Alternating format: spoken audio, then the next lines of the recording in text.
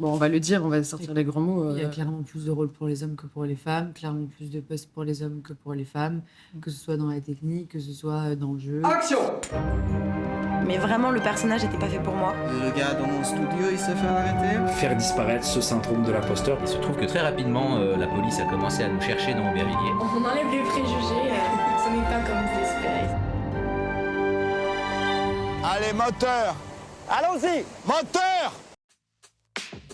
3 parcours engagés, 3 visions créatives et une seule et même détermination, celle de faire bouger les lignes dans le milieu du cinéma et de l'audiovisuel. Nos invités d'aujourd'hui incarnent cette génération de professionnels qui revendiquent une place pleine et entière pour les femmes dans l'industrie du tournage. Cassandre, réalisatrice audacieuse, réinvente les récits à travers un prisme féminisme assumé. Son dernier film, Ne séparez pas la femme de l'artiste, co-réalisé avec Alice, a bousculé les conventions et fait émerger de nouvelles voix. Alice, chef opératrice passionnée, manie la lumière avec autant de précision que de sensibilité. Son regard affûté sublime les histoires tout en défendant la parité dans les métiers techniques du cinéma. Enfin, Lou, actrice engagée, utilise son talent et sa notoriété pour sensibiliser à des causes qui lui tiennent à cœur. Elle incarne des personnages complexes et libres, reflétant des combats actuels pour une meilleure représentation des femmes à l'écran. Aujourd'hui, elles partagent avec nous leur expérience, leurs luttes et leur vision d'un avenir plus inclusif et égalitaire dans le milieu créatif.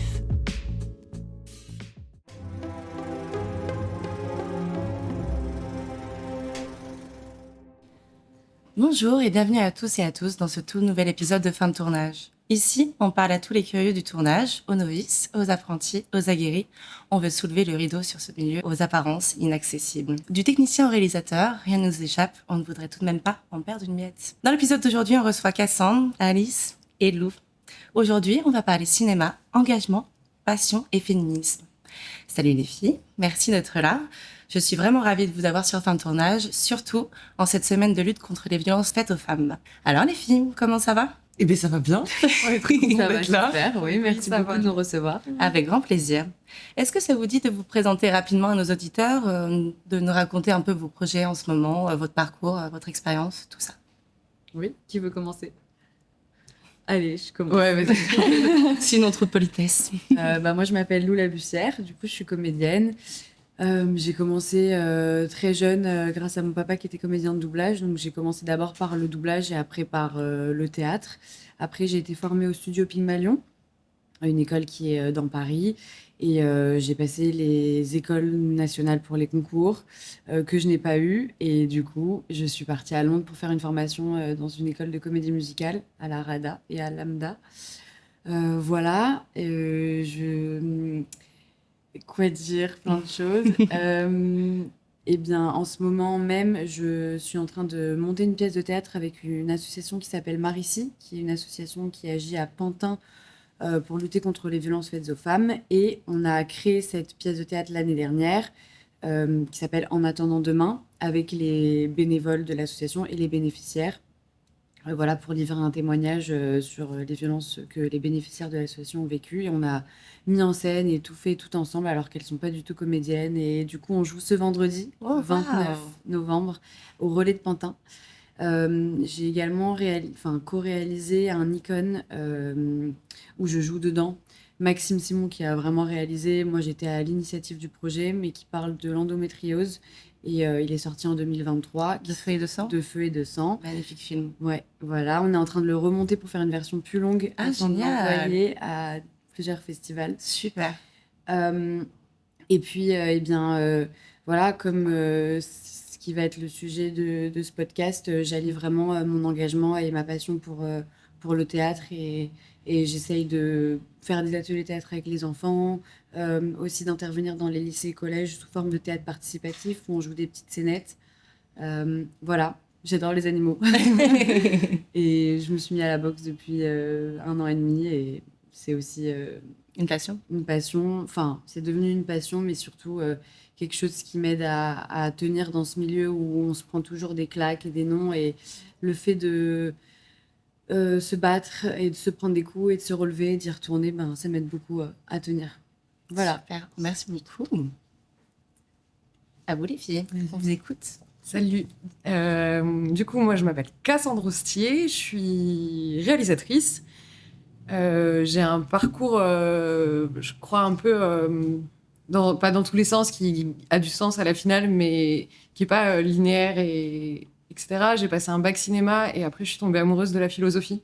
Donc en fait j'ai fait 4 ans de philo à l'université et je me suis mise à travailler dans la médiation culturelle, donc vraiment avec des enfants, des jeunes, dans tout type de quartier, avec tout type de public, où du coup je faisais rencontres artistes publics.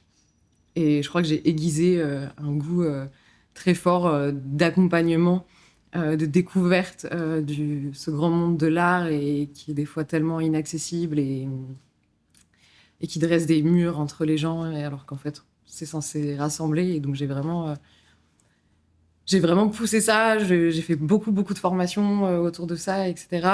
Et aussi, moi, je passais par l'activité. Donc, j'ai toujours, en fait, fait du cinéma, mais dans des cadres qui n'appartiennent pas au cinéma. Parce que du coup, je faisais l'initiation à l'image, à la photo, au film, à l'écriture, avec plein de groupes de personnes très variées, différentes, etc. Et je pense que ça a malgré tout nourri en fait une pratique, même si elle s'est pas faite sur des plateaux standards, on va dire. Et j'ai quitté Paris il y a quelques années et ça m'a fait un bien fou. Je suis très heureuse. Du coup, je vis à Saint-Nazaire dans le 44. Magnifique. Et je pense que ça m'a aidé aussi à me dire ah bon bah là je suis en train de clore quelque chose avec la médiation culturelle où je m'y retrouve moins et où je commence un peu à m'ennuyer. Et je pense que c'est le pire qui puisse nous arriver quand on est accompagnant de public, de commencer à s'ennuyer. Et du coup, j'étais en fait, je vais réaliser un film.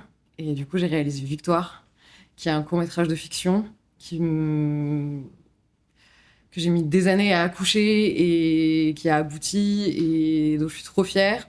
Et pareil, j'étais à un endroit de je ne me vois plus séparer mon militantisme de ma pratique artistique, de mon travail.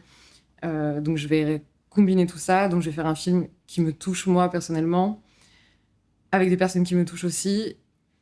Et je vais le faire en mixité choisie de genre, donc sans homme cis sur le plateau. Que ce soit à la technique ou au jeu, c'était sans homme cis. Et du coup, nous voilà. Parce que du coup, Alice va prendre le relais sur les backstage de cette expérience en mixité choisie ont donné lieu du coup à un documentaire. Oui, voilà. Et du coup, je suis Alice. Donc j'étais chef-op en fait sur Victoire. Avec Cassandre, on se connaît quand même depuis très longtemps. C'est pas la première fois qu'on bosse ensemble et on est quand même amis avant de bosser ensemble. Donc voilà. Et du coup, moi, c'était ma première expérience de mixité choisie. Et du coup, c'est moi qui ai poussé pour qu'on fasse à la base un making-of de ça. Et oui, parce que du coup, je vais quand même me présenter. Moi, en fait, du coup, je suis toulousaine. J'habite à Paris depuis 10 ans maintenant. Et je bosse dans la musique. Enfin, je fais de la vidéo dans la musique. Donc, je fais cadre, montage dans la musique. Parce que j'aime trop l'image et j'aime surtout trop la musique.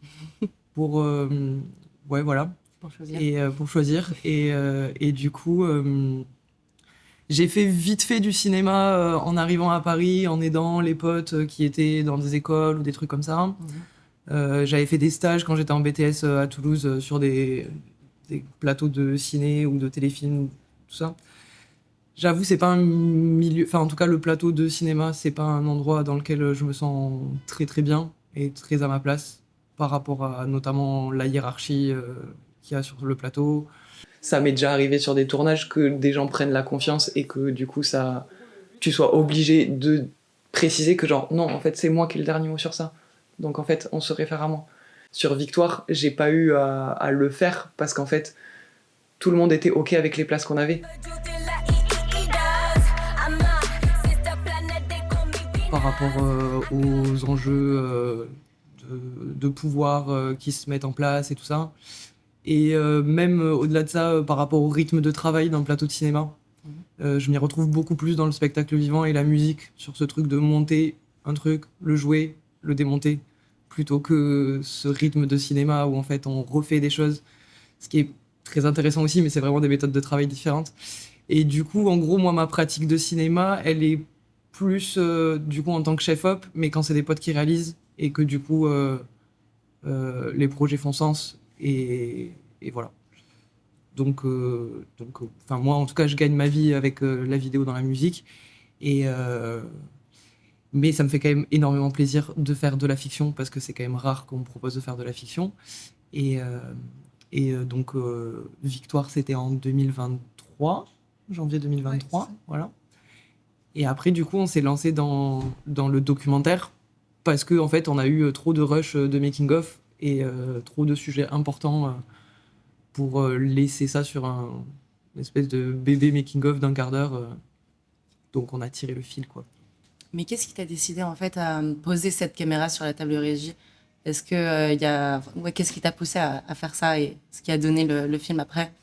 Bah, en fait, comme je disais, vu que moi, c'était ma première expérience de mixité choisie, en fait, dans mon milieu, je suis très souvent la seule meuf, vraiment. Parce que ce soit en musique, en fait, sur scène ou en studio, quand même énormément de mecs, musiciens ou techniciens et tout ça. Et du coup, j'étais très curieuse aussi de l'expérience de mixité choisie et même de moi, comment j'allais me comporter avec que des meufs, parce qu'en fait, ça ne m'était jamais arrivé. Je savais que j'allais arriver dans un environnement bienveillant, mais je savais pas comment moi, j'allais me comporter avec les gens, en fait. On m'a quand même souvent fait des réflexions de « t'es une meuf vénère » ou ce genre de choses. Parce que les gens qui me connaissent savent que je suis en raccourci de mots assez souvent, mais encore plus sur un plateau, parce qu'à un moment donné, il faut... on n'est pas là pour faire blabli-blablo non plus, quoi. Et du coup, je voulais absolument garder une trace. Après, moi, j'avais une espèce de petite névrose d'archivage quand même, pas se mentir, hein, où du coup, j'aime bien garder des traces filmées de la vie. Génial. Et du coup, j'avais dit à Cassandre, vas-y, je prends la minicam, je la pose sur la table régie et on dira à tout le monde de s'en emparer et ça va le faire. Parce que je savais très bien que j'allais pas réussir à faire et un making-of et la chef-op de court-métrage. Mais c'était plus pour garder une trace de l'expérience sociale de mixité, quoi. C'était apparemment une super idée. Bravo. Donc du coup, les filles, vous êtes venues ici nous parler de votre dernier projet, Ne séparez pas la femme de l'artiste, qui est un film documentaire qui part des coulisses du tournage du court-métrage Victoire, réalisé par une équipe technique et artistique issue des minorités de genre. Est-ce que vous pouvez quand même rappeler à nos auditeurs exactement ce que ça veut dire, minorité de genre? C'est une catégorie sociale de personnes qui subissent des discriminations dans la société liées à leur genre. C'est aussi ce qui est un peu abordé dans le documentaire. Au début, moi j'ai expérimenté la non-mixité dans des milieux militants et qui du coup fait appel qu'aux femmes cis. Donc la cis, une personne cis, c'est une personne qui se reconnaît dans le genre qu'on lui a attribué à la naissance. Donc c'est vraiment faire le lien entre genre et sexe biologique. Et du coup, minorité de genre, en fait, permet d'inclure des personnes qui subissent des discriminations liées à leur genre, quand bien même les personnes ne se reconnaissent pas totalement ou peu dans le genre qu'on leur a attribué à la naissance. Et du coup, c'est un terme militant, plus inclusif. Et du coup, c'est aussi pour ça que là, cette semaine, c'est contre les violences faites aux femmes et minorités de genre, parce que c'est des violences systémiques qui se ressemblent, mais qui ne sont pas les mêmes tout à fait. Quand on est une personne femme dite cis, qui se reconnaît en tant que cis, et une personne issue d'une minorité de genre, ça va être... Oui, c'est le même principe de discrimination, mais c'est pas les mêmes, tout à fait. Ouais. Est-ce que tu pourrais nous parler un peu du processus de création de Victoire, en fait, avec une équipe en mixité choisie? Oui. Victoire, à la base, j'ai commencé à l'écrire quand j'étais encore à Paris pour un Nikon, dont le thème de l'année, c'était l'anniversaire. Parce que Victoire, ça retrace la journée d'anniversaire des 18 ans de Victoire. Donc, on traverse sa journée, on voit sa mère, ses amis, et du coup, elle apprend qu'elle est exclue, en fait, de son établissement. Et au fur et à mesure, on est sur les fils de ses craintes, et toutes les personnes qui l'entourent deviennent aussi monstrueuses que les discours qu'elles tiennent à Victoire. Donc, pardon, je reviens en arrière. Le Nikon, le thème, c'était l'anniversaire. Donc, au début, j'avais que la scène de l'anniversaire de Victoire. Et puis, pour plein de raisons, ça n'a pas pu se faire et tout ça. J'ai déménagé, j'ai repris l'écriture et c'est devenu un film de 20 minutes. Et le processus, c'est qu'au début, en fait, factuellement, dès l'écriture, j'avais quand même que des personnages féminins. Il y avait juste cette entité des professeurs, parce qu'à un moment, tu as quand même le conseil de classe avec les professeurs étant un nom masculin neutre, où je ne savais pas très bien comment m'en sortir. Du coup, est-ce que je les faisais jouer par des femmes ou minorités de genre? Il y a eu tout un moment de flou par rapport à ça. Mais une fois que c'était acté que je le ferais en mixité choisie, j'étais là, en fait, la question ne se pose pas tant dans ces termes. En fait, c'est des profs qui sont ni féminins ni masculins. En fait, c'est des archétypes totalement. Et la mère étant la mère. Et Victoire, ça s'est aussi fait différemment, parce que Victoire, pour moi, était a priori une fille, mais je crois que je me posais pas plus la question. Il s'avère que c'est ma petite sœur qui joue Victoire, que quelques mois avant, elle s'était rasé le crâne. Et du coup, ça mettait un trouble dans le genre par le casting, qui est pas forcément quelque chose qui apparaît en fait à l'écriture, mais qui est en fait, je trouve, hyper puissant et très assumé. Et je pense que je sais plus qui est arrivé en premier, la mixité choisie, le rasage de crâne de Mara. Mais en tout cas, tout ça, c'est très bien agencé. Vu le rôle de Victoire, qui du coup a quand même, enfin, je trouve Victoire est porteuse quand même de masculinité à certains endroits, mais aussi en fait d'éléments féminins au sens binaire et patriarcal du terme, tu vois. J'étais contente qu'il n'y ait pas de mecs. En fait, c'est que je pense s'il y aurait eu des gars, j'aurais été tentée de faire de Victoire vraiment un personnage hyper viril, mais que le fait qu'on soit entre meufs m'a raccroché à mon endroit féminin à moi, en fait. Vu qu'on parle de Mara, il me semble que c'était son premier tournage. Donc du coup, ce tournage-là de Victoire a été en collaboration avec des artistes amateurs et professionnels issus de minorités de genre. Comment vous avez géré tout ça ? Du côté technique, moi, ça m'a pas perturbé plus que ça, parce que dans l'idée, je me sens pas... je me sens professionnelle sur un plateau de cinéma quand je suis chef-op, mais en fait, vu que j'ai quand même peu d'expérience et que je ne vis pas de ça, il y a plus un truc de transmission. Il est 15h22. Du coup, Margot, tu risques de faire la lumière, vu qu'elle va faire le son. Donc tu viens, je te montre. Qui se met très vite en place, où en fait on est là pour déjà bien bosser, mais aussi s'amuser, tester des choses. Et du coup, d'avoir... là, pour le coup, moi j'avais 2 renforts qui faisaient et du son et de l'image, parce qu'on n'avait pas d'ingé son sur le projet, vu qu'on n'a pas réussi à en caster une. Voilà. En fait, il y avait... Et les 2, du coup, étaient encore en école à ce moment-là. Et donc, ça s'est fait assez naturellement, de transmission, d'aide et de partage. C'est génial qu'il y ait eu un côté de transmission. Je trouve ça super intéressant. Au contraire, c'est trop bien. Ça a été un film autoproduit. Quel défi vous avez rencontré en autoproduisant un court-métrage dans ces conditions-là ? Plusieurs. Mais je crois que c'est, mine de rien, aussi lié au fait que tout le monde n'était pas professionnel sur le... Enfin, professionnel. On s'entend. On entend sur le professionnel qui ne vit pas de son métier. Ouais. Ça veut pas dire que tu n'as pas un comportement professionnel. Bien sûr. Ou des compétences professionnelles. Mais je pense que c'est aussi lié. Et moi, vu que je viens de la médiation culturelle, où du coup, j'ai beaucoup fait avec des personnes qui aspirent même pas à devenir professionnelles, etc. Je pense que tout s'est imbriqué et ça rejoint l'autoproduction aussi. Parce que l'autoproduction, à mon sens, c'est toujours extrêmement double tranchant. C'est-à-dire que d'un côté, tu es dans une extrême précarité, t'as pas de moyens, donc tu fais vraiment des choses de bric et de broc, et comme tu peux, Mais on peut pas retirer à l'autoproduction que c'est un gage de liberté énorme. Alors pour moi, ça ne suffit pas, et du coup, tout n'est pas à faire en autoprod sous couvert de « Ah, mais comme ça, je suis libre ». Enfin, j'ai l'impression qu'il faut que ce soit aussi très réfléchi. Mais le fait que ça soit en mixité choisie, c'est parce que c'était autoproduit. En fait, tu dépends de personne, donc tu fais bien ce que tu veux.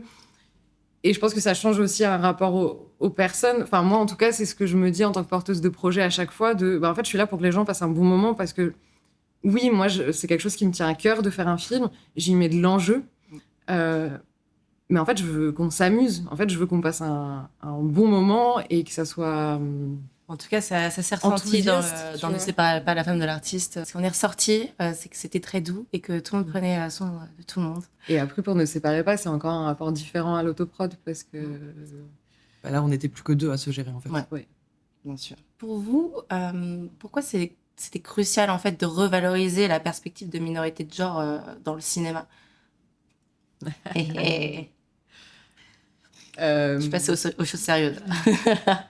On peut peut-être recontextualiser, puis peut-être tu peux aussi en dire des choses, Lou, sur l'état du cinéma aujourd'hui de manière internationale, enfin pas internationale, occidentale, donc on va dire États-Unis, Europe.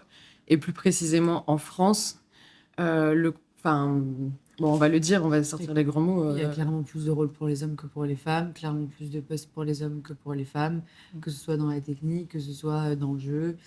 Et voilà. C'est des conditions de travail vachement plus difficiles quand t'es issu des minorités de genre. Déjà, quand t'es une femme cis, c'est archi complexe, mais alors quand t'es une minorité de genre, en fait, c'est carrément des portes fermées. Et en fait, c'est de la violence. Enfin, je pense que il y a un truc dans le cinéma aujourd'hui qui est ultra violent, parce que c'est une industrie violente, c'est une industrie très fermée sur elle-même, qui s'auto-entretient, qui est en fait à huis clos. C'est-à-dire que t'as des personnes qui ont le pouvoir, des pouvoirs décisionnaires, des pouvoirs d'argent, qui du coup ont clairement une incidence sur ce qui est raconté dans les films, en termes de narration, de fil culturel, en fait. Et du coup, tout ce cercle-là est sur lui-même, et à quel prix? Au prix de ce qu'on entend aussi dans MeToo, parce que c'est ça qui a quand même déclenché toutes les prises de parole des stars, d'Adèle Haenel, enfin... Adèle Haenel qui refuse d'ailleurs de faire du cinéma aujourd'hui, qui s'est retirée du cinéma justement par rapport à tout ça. Donc, mais en fait, en tant que jeune comédienne, qu'actrice, il y a toujours ce rapport quand tu passes un casting avec un directeur de casting, ou quand tu rencontres un réalisateur, tu te mets dans une position de un petit peu en dessous, en fait, mais comme tous les milieux. Enfin, j'ai travaillé aussi dans la restauration, quand tu es face à ton patron ou face au cuisinier, et que tu es une simple chef de rang, une simple serveuse, tu te places en fait toujours comme ça, et ça, je sais pas d'où ça sort, mais en tout cas, c'est dans notre société aujourd'hui. Et t'as toujours peur de faire un mauvais comportement, où tu te dis j'ai dit ça, donc du coup il va pas me prendre, donc du coup tu te places. Et puis aussi tu te mets dans une position de est-ce qu'il va me prendre parce que je joue vraiment bien, ou parce que en fait je suis belle, et que voilà, enfin moi j'ai eu des expériences par le passé où malheureusement mon physique était avantageux pour ça, mais en fait il me prend pas parce que j'ai du talent, ou voilà, c'est toujours la même chose en fait, même on va dire un peu dans tous les milieux aujourd'hui, même dans le mannequinat évidemment, et puis en tant que technicien, une femme technicienne, on va pas forcément lui faire confiance, parce que peut-être qu'elle aura pas assez de force pour porter tel et tel matériel, alors que c'est son métier, donc elle est entraînée pour ça, que ça se trouve elle a plus de force que d'hommes aujourd'hui, parce qu'elle fait plus de sport. Alors cette question-là aussi du physique homme-femme, évidemment, on n'a pas le même physique, mais voilà. C'est exactement ce que tu disais, quoi, du coup. Et je comprends complètement pourquoi tu as voulu faire un film comme ça, de faire jouer des actrices, de faire travailler des cadreuses, des monteuses, Oui, c'est un outil de valorisation, en fait, qui est bien sûr lié d'un constat de cinéma, quand bien même je suis pas de ce milieu-là, entre guillemets. J'ai pas fait carrière dans le cinéma et je décide de faire autrement.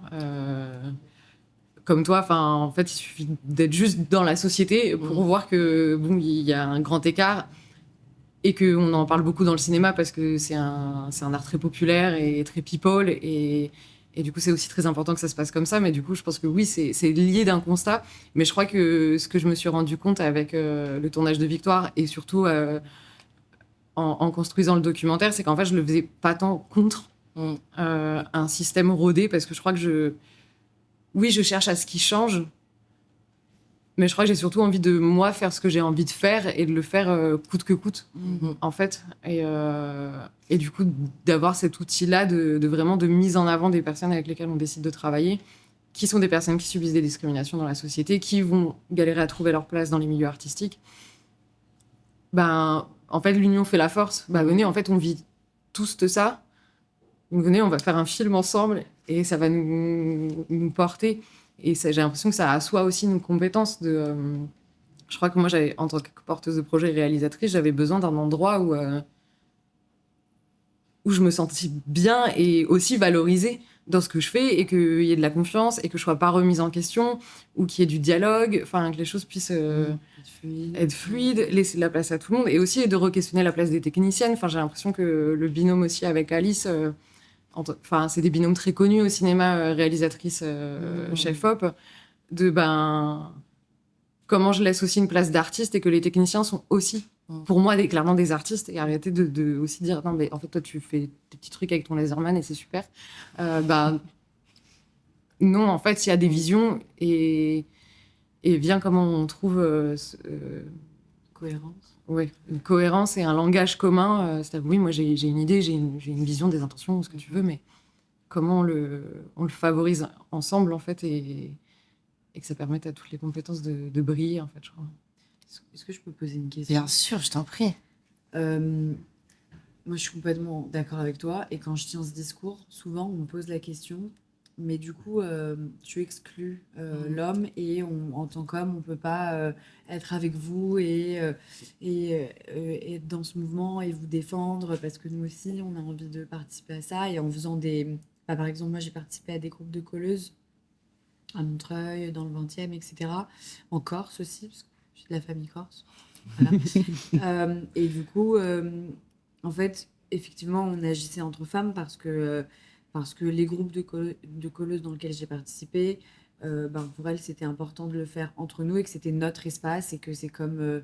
alors, les tags, il y a beaucoup d'hommes qui taguent les rues et c'est leur truc, mais il y a aussi des femmes qui se joignent à eux. Donc, il y a aussi cette question qui se pose, pourquoi, en tant qu'homme, on ne peut pas venir coller? Et là, du coup, pourquoi exclure, entre guillemets? Enfin, je sais que cette question, elle revient beaucoup et j'aimerais bien vous la poser. Qu'est-ce que vous répondez, vous, quand on vous dit, du coup, vous nous excluez, en fait, et on ne peut pas être avec vous? Ça tombe bien, c'était ma prochaine question. Ah, pardon. Non, c'est parfait. C'est trop. Tu veux répondre? Non, parce que c'est toi qui as choisi la mixité choisie. C'est toi qui as décidé d'exclure. C'est une question méga importante et il y a plein de... Non, c'est hyper important. Je crois que dans le film, à un moment, il y a quelqu'un, une de vos actrices, qui dit que c'est pas contre, mais c'est pour. Oui. Ouais. Mais je te laisse répondre. Mais oui, dans le docu, il y a plusieurs personnes qui rebondissent sur cette question-là parce que c'est une vraie question. Et moi, du coup, je parle là vraiment en tant que moi, pas du tout par rapport à la réponse que pourrait apporter le docu. Là, c'est moi et moi toute seule. Je dirais que ça dépend les jours et ça dépend qui me pose la question et dans quel contexte. Il y a des jours où je vais plus montrer les dents que d'autres. Mais je crois que ma réponse globale, c'est en fait, toute la société, elle est faite pour toi. Donc pourquoi là, tu veux venir au seul endroit où je te demande pour une fois de me laisser tranquille? Et c'est pas contre, et peut-être que tu ferais très bien les choses, etc. Mais en fait, va militer, toi, dans tes milieux, en fait. Donc, je sais pas, si t'es un réal, embauche des meufs en chef de poste, en fait, ou des minorités de genre. Et arrête de chouiner que tu peux pas venir sur mon tournage. Vas-y, embauche des meufs. Enfin, embauche-les et respecte-les, surtout. Parce que tu peux embaucher et puis marcher sur les gens. Et que du coup, il y a vraiment ce truc-là où ce truc d'exclusion, mais là, genre, mais en fait, c'est typiquement le problème. C'est exactement ce que je suis en train de te reprocher, en fait. De ne pas sortir de ton prisme. Et ça s'appelle juste de l'empathie, en fait. Et c'est pas... Tu me poses des questions sur pourquoi... Parce qu'il y a aussi... Attention, plein de personnes qui posent la question, et tout genre confondu, de moi je comprends pas. Et en fait, je comprends qu'on comprenne pas la mixité choisie et que du coup on se pose des questions et qu'il y a un effet de recul au début de ah oui, mais c'est un peu excluant, patati patata. Alors, en fait, pour moi, c'est des questions de posture, de comment tu poses la question, quel intérêt, quelle curiosité t'as, etc. Mais ce truc d'être contre en mode genre ah gna gna, mais je peux pas venir, mais t'as 3 ans en fait. Enfin, et du coup, non mais pardon. J'adore. C'est génial.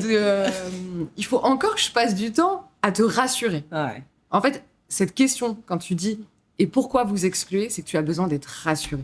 Et en fait, moi, je suis pas là pour te rassurer. Et puis, il y a un truc de privilège qui saute aux yeux aussi, parce qu'à partir du moment où t'as l'impression d'être exclu, oui. c'est que tu te rends compte que, en fait, attends, j'ai pas du tout l'habitude d'être exclu, moi, normalement. Parce qu'il y a des tournages où il y a que des hommes. Oui, voilà. Donc, du coup, à ce moment-là, nous, on devrait aller dire pourquoi vous nous excluez alors qu'on l'a jamais dit depuis des décennies et des décennies et qu'on commence à le dire aujourd'hui. Enfin, parce que c'est la norme, en fait. Ça a toujours été la norme et c'est ridicule. C'est hyper dommage. C'est chiant. Mais du coup, très bien. Ouais. Et après, enfin, moi, je le fais, je te dis, ça dépend un peu, vraiment, ça dépend les jours. Là. Je le fais aussi parce que je me sens en sécurité. Parce qu'il n'y a pas d'hommes cis autour des micros.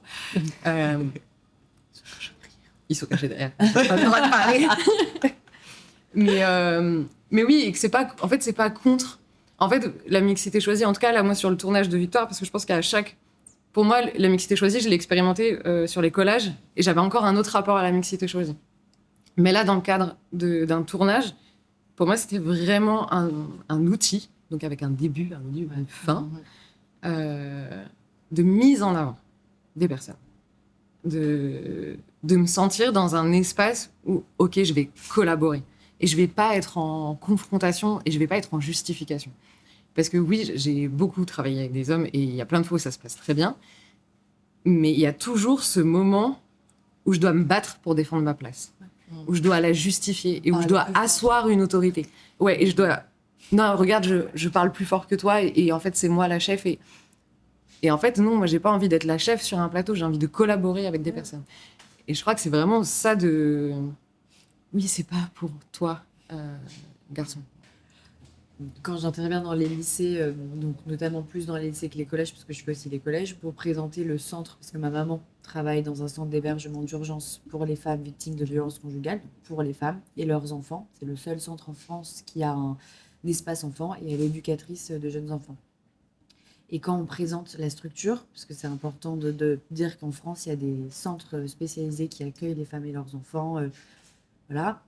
Beaucoup de garçons demandent, et alors il n'y a pas de centre d'hébergement d'urgence pour les hommes qui se font battre par leurs femmes, parce qu'il y a aussi des hommes qui se font battre. Alors, oui, maintenant, ce qu'on fait évidemment avec ma maman, maintenant, parce qu'on est toutes les deux à préparer ça, on prend les chiffres, on a fait toutes les statistiques de nous-toutes.org, de Solidarité Femmes, enfin, de toutes ces structures qui rassemblent les chiffres, et on montre que il y a 0,1% d'hommes qui sont tués par les femmes contre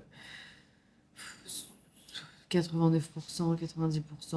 Enfin voilà, enfin, il y a vraiment une balance. Et il n'y a pas photo, quoi. Voilà, il n'y a pas photo. Donc expliquer ça aussi, que du coup, pourquoi il y a autant de féminicides, parce que ce milieu permet que l'homme puisse prendre cette posture de pouvoir et de tuer en fait sa femme, comme un homme qui frappe sa femme. Enfin voilà, donc ça rejoint du coup ce qu'on disait, enfin je pense. Oui, tout à fait.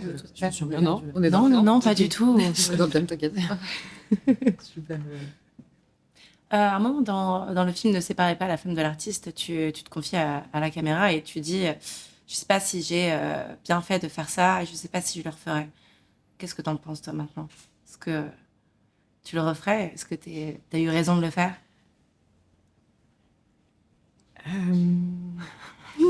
Attends. On va dire que je regrette pas de l'avoir fait. Clairement pas. Vu là où j'en suis aujourd'hui et de tout ce que ce projet amène derrière. Tu vois, le fait d'être là, on vient de passer une semaine de projection en Pays de la Loire, dans plein de lieux avec des discussions hyper enrichissantes. Je suis passée de réal de Victoire à co-réal avec Ne séparez pas. Je crois que ça m'assoit beaucoup dans mes valeurs. Je crois que ça me donne beaucoup de force et d'aplomb. Et j'en discutais hier chez Alice maintenant, je sais beaucoup plus comment j'ai envie de me présenter, en fait. Un peu me présenter, entre guillemets, au monde. Pas du tout... Enfin, bref, je m'enfonce. C'est devenu un peu plus ton identité. Ouais.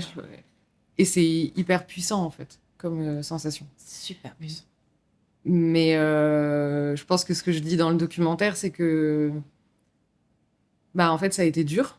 Ça a été quand même une expérience dure en tant que réalisatrice, parce que, pas de thunes, parce que c'est éreintant, parce que je pense que c'est la vie de tout artiste qui crée quelque chose, de douter sans cesse et de dire, mais est-ce que vraiment c'est bien? Enfin, à un moment, je pouvais plus voir Victoire en peinture, tu vois. Enfin, je veux dire, genre... Tu sais, où du coup, t'as des rapports à ce que tu fais et tu sais, tu mets tes tripes dans faire quelque chose et en fait, tu peux plus le voir en photo. Enfin, c'est des sentiments qui sont aussi hyper durs et tout. Et puis, par rapport... je pense que la phrase aussi dans le docu, ce qu'elle soulève, c'est que j'ai fait jouer ma petite sœur dans une histoire qui est quand même très personnelle. Enfin, il y a plein de choses qui se rejouent. Pour le coup, de mon histoire, en fait, à moi, qui ne regarde que moi et qui regarde du coup ma sœur. Mais je pense qu'il y avait un peu toutes ces sensations mélangées de je suis très contente de l'avoir fait, mais en fait, c'est à quel prix? En fait, je pense que c'est la question fondamentale de qu'est-ce que j'ai poussé pour ça. Alors, au final, tout le monde il est heureux et moi, là, je suis très contente et c'est très bien. Mais je crois que ça m'a un peu fait mettre cette claque de ouais, jusqu'à quel prix tu fais les choses, en fait. Et qui est une question dans le cinéma aussi j'ai l'impression qu'on se pose peu en fait, on fait tout pour l'art et en fait, on demande énormément au nom de l'art parce que c'est cette espèce de milieu qui est au-dessus de tout le monde et parce que ça transcende, parce que c'est les émotions, parce que en fait, c'est l'art, quoi. Ouais. Et que moi, j'étais un peu à un moment, je pense, c'est l'art, mais chaud quand même. Ouais, de qu'est-ce que tu demandes à tes équipes, mais parce que ce truc de oui, d'accord, je fais ma thérapie dans le film, entre guillemets, en faisant des raccourcis. Mais un peu genre, en fait, vraiment, pourquoi tu demandes aux gens de faire ta thérapie avec toi, en fait? À un moment, ça ne regarde que toi, ta thérapie. Enfin, et en même temps, c'est l'essence de ce qu'on fait. Enfin, je sais pas, je crois qu'il y a encore un truc qui n'est pas très clair aujourd'hui, mais que je travaille, en tout cas. C'est vrai qu'en tant que réalisatrice, comédienne, même acteur, réalisateur, mais si tu tends vers des sujets comme ça, j'ai l'impression que tu ne sépares pas la femme que tu es, la comédienne et l'artiste et la réalisatrice que tu es en choisissant tes sujets-là qui sont engagés et qui, voilà, j'ai l'impression que tu te fermes des portes complètement. Enfin, qu'il y a certains réalisateurs qui ne vont plus vouloir travailler avec toi. Vraiment. Enfin, je le vois au théâtre notamment. On est en cours de création d'une pièce. Si on choisit de faire ce sujet-là, on sait qu'on va être catégorisé en tant qu'actrice comme ça, et du coup, ça va fermer des portes, en fait. Donc, du coup, est-ce que oui, effectivement, mettre tout son engagement et ça, comme tu dis, sa thérapie, enfin, faire une thérapie avec l'art, est-ce que tu te poses toujours la question, qu'est-ce que ça va apporter aux gens, qu'est-ce que ça va m'apporter? Enfin, il y a vraiment tout ça. Et après, en fait, moi, je compare un petit peu avec les livres. Je sais pas si vous avez lu Triste Tigre de Neige. Vous voyez? Je vois, mais de Neige. Neige Simo, du coup, qui a écrit ce livre et qui ce livre, et en fait, ou même Vaina Jokante, je sais pas si vous voyez qui c'est. C'est une réalisatrice aussi qui a écrit plusieurs livres et où elle se livre dedans, et en fait, tu te rends compte que ça aide beaucoup et qu'en fait, elle a fait tout un parcours de vie avant de pouvoir écrire ça, mais qu'en fait, elle a jamais séparé son engagement et son art. Donc, alors oui, c'est vrai que c'est un long chemin, comme tu dis, un long chemin. Et que tu traverses par plein de moments, mais c'est des questions importantes à se poser aujourd'hui, je pense, quand on se lance dans ce que tu as fait. Quand tu dis que ça ferme des portes, c'est par rapport à des gens qui ont peur du coup de travailler avec des gens sur ce truc d'engagement au travail? Ah bah ça, oui, il y a des réalisateurs, je pense, je suis sûre, des directeurs de casting, des metteurs en scène qui vont pas vouloir travailler avec une actrice qui a fait une pièce féministe engagée, justement en choisissant de faire que en minorité de genre, que entre femmes, parce que ça fait voilà, peur. ça fait peur, que tu vois, c'est trop là-dedans, enfin. Mais en tout cas, oui, ça te ferme des portes, quoi. Après, Adèle Haenel, après ça, catégorisée comme féministe, engagée, en colère, tu vois. Enfin, alors que pas du tout. Mais d'expérience, et je vois de plus en plus que tu passes beaucoup moins de casting, en fait, si tu montres ça de toi. Tristesse, mon Dieu. Mais oui. C'est horrible. Mais vraiment, le parcours d'Adèle Haenel, c'est typique. C'est-à-dire qu'elle s'est retirée du cinéma parce que, en fait, en s'exprimant, mais c'était plus du tout de casting. Hein. Elle le dit de toute façon. C'est ouf. Voilà. Justement, le documentaire, il pose un contrepoint. Il faut séparer l'homme de l'artiste. Qu'est-ce que ça signifie pour vous, du coup? Il ne faut pas séparer la femme de l'artiste. Très bon titre de film, d'ailleurs. J'adore. Titre très long, mais bon. Ne séparez pas. Ouais. On l'appelle Ne séparez pas. Ouais. Oui. C'est Cassandre qui a choisi ce titre. Pourquoi tu choisis ce titre, Cassandre? Mais je voulais que tu répondes à cette question. Au moment de l'affaire Polanski, Il y a eu quand même toute une mouvance masculiniste mainstream par les journaux, etc., en disant que fallait séparer l'homme de l'artiste. Sous-texte, faut séparer Polanski, qui est un agresseur, de son art, parce que son art prévaut sur ce qu'il est plus important, et du coup, il faut faire abstraction de lui et pas mettre en place ce système de censure. En gros, la censure de la bien-pensance, là, comme ils appellent, je sais plus, les woke et autres joyeusetés, en disant, bah oui, bah du coup, non, mais l'art est plus important, donc on s'en fiche que ça soit un sale type, ce qui compte, c'est qu'il fait des super films, donc en fait, rien que pour ça, il faut continuer d'estimer son travail, en fait. Et on n'est pas d'accord. Je vais même pas rentrer dans les trucs de la censure et ce que patati patata, enfin, je m'en fous, en fait, genre... Je suis vraiment à un point où, genre... la question, enfin, pour moi, elle est même pas là, c'est, en fait... Il y a un problème avec des personnes qui ont du pouvoir et qui sont agresseurs. Pourquoi les mettre en avant? Pourquoi on les met en avant? Alors qu'il y en a plein d'autres. Pourquoi il y a des prix? Pourquoi c'est eux qui ont de l'argent? Et c'est pas la question de la médaille du mérite et qu'il faut être vraiment quelqu'un de super et de moral pour toucher des subventions ou je sais pas quoi. C'est, en fait, il y a quand même un step entre les deux. Et c'est pour ça qu'Adèle Haenel est partie.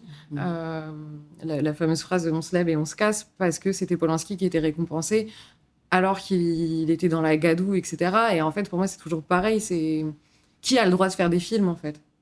Qui a ce privilège de pouvoir faire des films et qui n'a pas ce privilège, à qui on ferme les portes. Et en fait, bah, c'est tu mets une personne en situation de pouvoir sur un plateau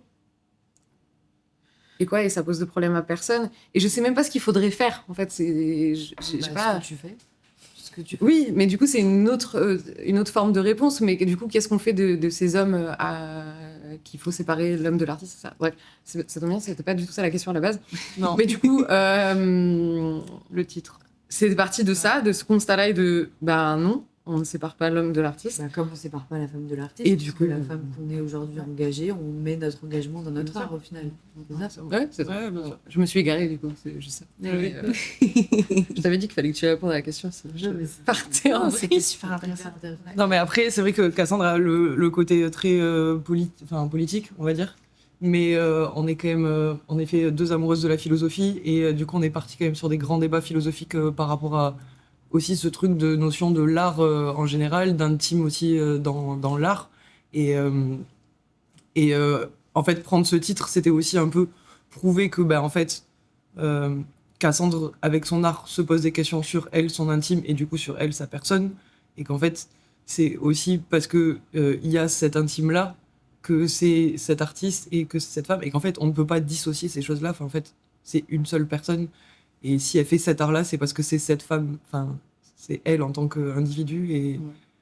Et du coup, c'était un peu prendre le constat, enfin, en gros, prouver que si c'est comme ça chez nous et chez elle, en fait, pourquoi ça serait différent chez les hommes? Enfin, oui. Non, ça ne marche pas. Mais voilà, moi aujourd'hui, je me vois pas du tout travailler avec Gérard Depardieu. Enfin, Oui, j'aime ma vie entière. Non, mais je sais qu'il y a des comédiennes qui le feraient. Et voilà. Mais aujourd'hui, pas du tout. Même des directeurs du casting qui ont posé problème, des échos, je me vois pas passer des castings avec eux, alors que c'était très bons directeurs de casting, qu'aujourd'hui, ils ont fait démarrer plus de jeunes hommes que de jeunes femmes, mais démarrer des jeunes talents, en fait, je peux. C'est vraiment, je peux pas, c'est contre mes valeurs, contre ce que je veux faire, donc voilà, mais évidemment, ça me ferme des portes. Ouais. Vous avez décidé de faire des projections débat. Donc, ça joue un rôle clé dans votre démarche. Est-ce que vous voulez nous en parler un petit peu? Qu'est-ce qui est le plus ressorti dans ces débats? Tu parles du coup de la semaine qu'on a faite de projection en Pays de la Loire, mais aussi de toute la projection, rencontrées, etc. Tout à fait. Le but d'accompagner le film, c'était aussi de montrer que le discours, il est encore enfin, la réflexion est toujours en cours, en fait, et qu'elle le sera toujours, parce qu'en fait, c'est des réflexions personnelles et politiques ou intimes, mais en fait, du coup, ça sera toujours des réflexions qui sont en cours, et que là, le fait d'avoir figé toutes ces réflexions sur un documentaire, il y a même si on a fait très attention sur le montage pour montrer que le discours était encore, enfin que la réflexion était toujours mouvante, c'était important aussi d'accompagner le film pour montrer que pas on a forcément changé d'avis ou on a mais que ça continue d'évoluer dans nos têtes et tout ça. Et parce que on sait qu'en fait il y a quand même beaucoup de thèmes abordés qui soulèvent des questions et c'est cool aussi d'avoir les points de vue des spectatrices et de voir quoi. Et en plus là on a eu des publics vraiment très différents sur la semaine de projection. Je pense notamment du coup quand on a projeté à Ciné Creatis où on avait des jeunes quoi, des jeunes qui sont en études d'écoles privées en plus de cinéma, donc un public totalement autre que ce qu'on a rencontré dans les tiers-lieux militants féministes ou un peu anards quoi. Et du coup c'est trop bien aussi d'avoir ce panel de discussion. Et par rapport à ce que tu disais sur les hommes qui trouvent ça excluant comme démarche, justement à Ciné Creatis, il y a eu pas mal d'étudiants garçons qui nous ont posé des questions sur en fait, comment on fait nous pour participer à ça, c'est quoi les autres outils que vous avez mis en place, histoire que nous aussi on soit sur des postures de safe et de bienveillance et tout ça. Et du coup, en vrai, c'est quand même assez rassurant et réjouissant aussi de se dire que dès cet âge-là, sur ce stade de professionnalisation, ils aient la porte aussi pour se poser ces questions-là et tout ça, quoi. Ça fait plaisir. Enfin, Ah oui, ça fait plaisir. Ouais. Vous avez quel âge? Franchement, entre 18 et 20, quoi. Ciné Creatis, ouais, c'est sorti de bac, tu vois. Donc, sur 3 ans, l'école, donc ouais, c'est ça. Trop bien. Et c'est quand même une nouvelle génération Ça donne de l'espoir. De techniciens qui vont être sur le marché du travail là dans les prochaines années. Donc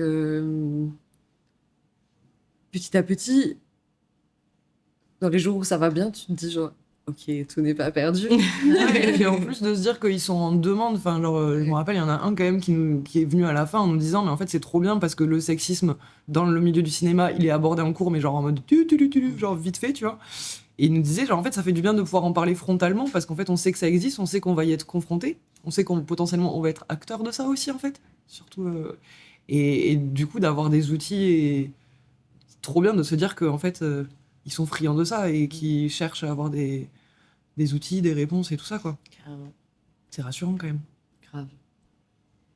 Quel conseil vous donneriez à d'autres réalisatrices ou porteuses de projets qui voudraient adopter des pratiques similaires que vous?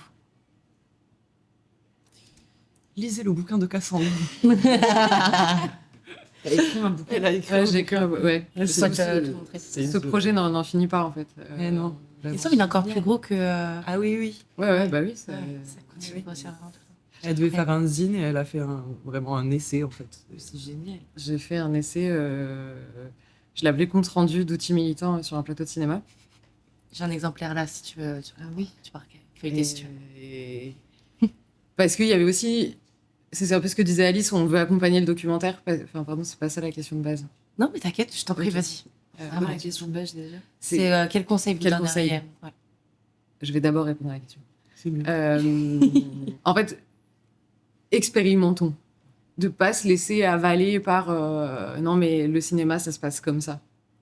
C'est comme ça que ça se passe sur un plateau. Il faut une personne à chaque poste, etc. Oui, il y a plein de choses qui font que ça marche de travailler comme ça. Sinon on le ferait quand même pas tout à fait comme ça. Mhm. Mais d'expérimenter pour s'amuser en fait et se dire tiens si on essayait de faire que ça se passe un peu autrement, il se passe quoi?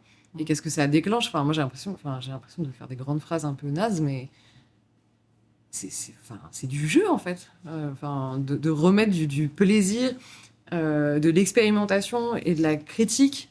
C'est le but du cinéma pour moi. Moi j'ai un rapport très viscéral là-dessus sur qu'est-ce qu'on me propose d'autres. Et j'allais dire de nouveau, c'est pas forcément nouveau. La mixité choisie, ça existe depuis quand même depuis perpète. On n'a rien inventé. Et en plus, c'est pas les féministes qui ont inventé la mixité choisie. C'est un outil militant qui vient du mouvement des Black Panthers, Black Power aux États-Unis dans les années 60. Je veux dire, on réinvente l'eau chaude là. Mais du coup, d'essayer en fait et de pas se laisser faire sur sur il faut que ça soit d'une certaine manière, alors que ça se trouve, c'est pas ta manière à toi de le faire. Donc, si c'est pas ta manière, fais la tienne, je crois. Je crois que c'est un peu ça que j'aurais envie de dire. Grave. Et de la joie. Enfin, vraiment de la joie. Genre, le monde, il est pas tété en ce moment. Donc, si on peut remettre de la joie dans nos pratiques, on prend, quoi. Mais... Tu voulais ajouter autre chose, du coup Oui, du coup, on accompagne le documentaire parce que on veut pas que la pensée soit figée. Mais pour moi, j'ai ressenti une vraie frustration en finissant le documentaire parce que j'avais vraiment l'impression d'arriver de manière dogmatique sur les sujets que soulève le documentaire et j'étais du coup plus d'accord avec moi. Et du coup, je me suis mise quand même à pas mal écrire, à prendre des notes aussi parce que le docu, il a eu 1000 versions de montage. Donc, c'était un mélange de prise de notes, de retour de montage avec Alice, mélangé à mais en fait, ça me fait penser à ça. Mais en fait, j'avais quand même déjà expérimenté ça sur un autre plateau. Et là, un peu inconsciemment, je l'ai remis en place, etc. Et en fait, de note en note, ça fait une espèce de compte-rendu d'outils militants que j'utilise. Et tout le début du bouquin, c'est comment tu réponds aux critiques de la mixité choisie. Et en mode, si ça peut faire gagner du temps à des personnes qui n'ont pas envie de se batailler à une soirée où tu as juste envie de passer une bonne soirée et qu'en fait, il y a quelqu'un qui vient t'enquiquiner en mode genre, et pourquoi la mixité choisie? Parce que moi, je suis exclue, et puis comme ça. Et du coup, de dire, regarde, j'ai un super livre. Et voilà, allez, et lis-le. Voilà. Et ça peut faire un peu gagner du temps. Parce que je pense qu'il y a aussi un truc de temps en ce moment. Enfin, moi, je me sens très pressée. Ouais, et du coup, des fois, on a juste envie de s'économiser. Donc, si je peux faire gagner un tout petit peu de temps à des personnes qui n'ont pas envie de s'épuiser dans des discussions, genre, écoute, c'est écrit, ou regarde, il y a un documentaire, ou... Je crois que c'était un peu le fond de ma volonté de passer par là. Trop bien. Et vous avez pu avoir des salles de projection gratuitement, du coup? À chaque fois, ouais. À chaque fois, c'est gratuit. Génial. Et j'ai vraiment commencé à apprendre à négocier le défraiement avec les lieux. Alors nous, on vient gratuit, on intervient gratuitement. Et c'est une décision qu'on a prise. C'est une décision réfléchie, pas subie et commune, etc. Mais oui, on a du merchandising pour rentrer dans nos frais. Mais en fait, sur déjà tous les frais qui ont été engagés depuis le début du projet, c'est surtout du transport, mais on parle même pas de salaire. Ouais. Mais du coup, de demander aux lieux, en fait, une participation. Et dans l'ensemble, les lieux répondent plutôt bien à ça. Et une part très militante, en fait, dans ce documentaire. Ouais. Enfin, moi, c'est comme ça que je le vis, tu donnes du temps pour des causes qui te tiennent à cœur et du coup, faire de la pédagogie, etc. Moi, je le prends très... oui, c'est mon don aux causes, quoi. Mais il y a un moment où faut, comme tout le monde, faut trouver un équilibre dans tout ça. Donc voilà. Super. Avant de passer à Lou, je vous ai demandé de venir chacune avec un objet du film. Est-ce que vous pouvez le présenter et le décrire pour ceux qui nous écoutent mais ne nous regardent pas? Parce que c'est aussi avant tout un podcast audio, mais maintenant on est en vidéo sur YouTube. Voilà, je vous laisse la parole. Je sais pas commencer parce que tu as le meilleur des objets. Du coup, moi j'ai pris la minicam. Voilà. Je vais filmer comme ça. Il n'y a plus de batterie. Du coup, j'ai pris la minicam, donc qui est la minicam qu'on a utilisée sur le plateau de Victoire et qui du coup fait les rushs de base de Ne séparez pas. Donc c'est vraiment c'est l'équivalent d'une mini DV. L'optique est rayée parce que je l'ai fait tomber d'un tourniquet. Voilà, c'est vraiment dégueulasse. Et c'est une caméra que j'ai depuis 2010 que ma mère m'avait offert à 15 ans. L'époque, quoi. Et que je me suis traînée avec moi pendant très très longtemps. Parce que comme je disais au début, j'ai une espèce de petite névrose d'archivage. Et du coup, j'ai filmé tous mes cours, tous les apéros, tous les festivals, tous les concerts, tous les vacances, toute la famille avec ça. On a vu des choses. Donc c'est un peu genre... c'est un peu ma mémoire, en fait. Voilà.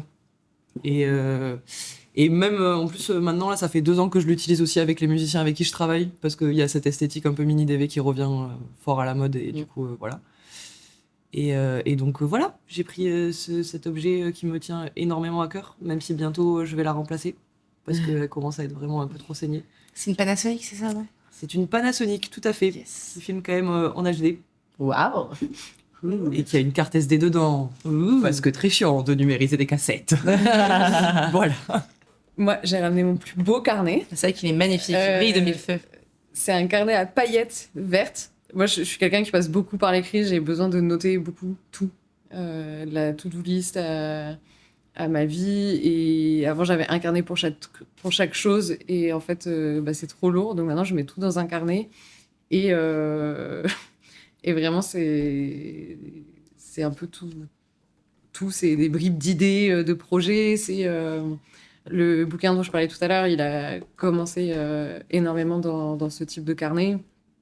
T'en as combien de versions de ce carnet chez toi? Je les compte plus.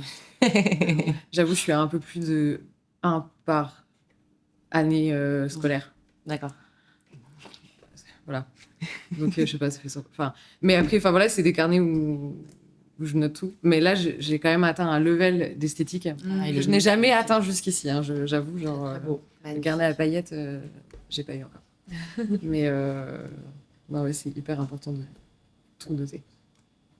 Chacune, c'est des clairement, chacune, c'est des J'avais des carnets pour chaque truc, genre pour cette pièce de théâtre, pour mes cours d'anglais. Mais en fait, du coup, je m'en sortais plus parce que. Et du coup, j'ai fait pareil. Maintenant, j'ai un carnet, je mets tout et voilà. Oui, et tu notes ton année. Voilà. Et en fait, ça marche trop bien. Là, je sais plus quand je vais chercher une info. J'étais là, mais je suis sûre que je l'ai noté dans un carnet. Et j'étais là, genre, alors, refais le calcul. C'était il y a 6 mois. Ok, donc on parle que t'as dû prendre des notes en mai. Ah, c'est dans le carnet d'avant. Et boum, tu cherches aussi. Et en fait, c'est 10 fois mieux que de trouver le carnet. Ouais. Ah, c'est génial. Vive les carnets. Vive les carnets. Vive les carnets. Merci beaucoup les filles pour cette discussion autour de votre film documentaire Ne séparez pas la femme de l'artiste. On va passer à toi, Lou. Tu as dit dans une interview que le cinéma t'a offert ce que l'école ne t'a jamais donné. Est-ce que ça te dit de nous parler de ce moment où tu as su que tu voulais être actrice? J'étais un peu, on va dire, une cancre à l'école. Enfin, j'ai vraiment été... je me suis fait virer de mes collèges, de mes lycées. J'ai été en internat. Je sais pas pourquoi, alors que pourtant il y avait des trucs très intéressants et qui me captivaient, notamment en philo, où j'ai réussi quand même à assister à certains cours, ou même en histoire géo, où justement le fait d'apprendre par cœur, ça m'aidait beaucoup. Mais en fait, mon papa, il m'a tout de suite plongé là-dedans en m'emmenant quand il faisait du théâtre ou sur les studios de doublage.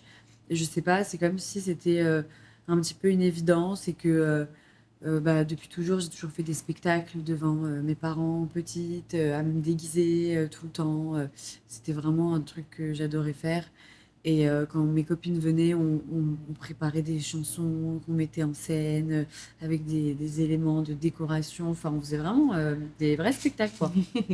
Ma mère, on a des beaux souvenirs. Et parce qu'on faisait ça genre pendant 4 heures. Ouais, on veut les archives. Oui, il y a des vidéos. C'est vrai que je retrouve. Mais en fin de compte,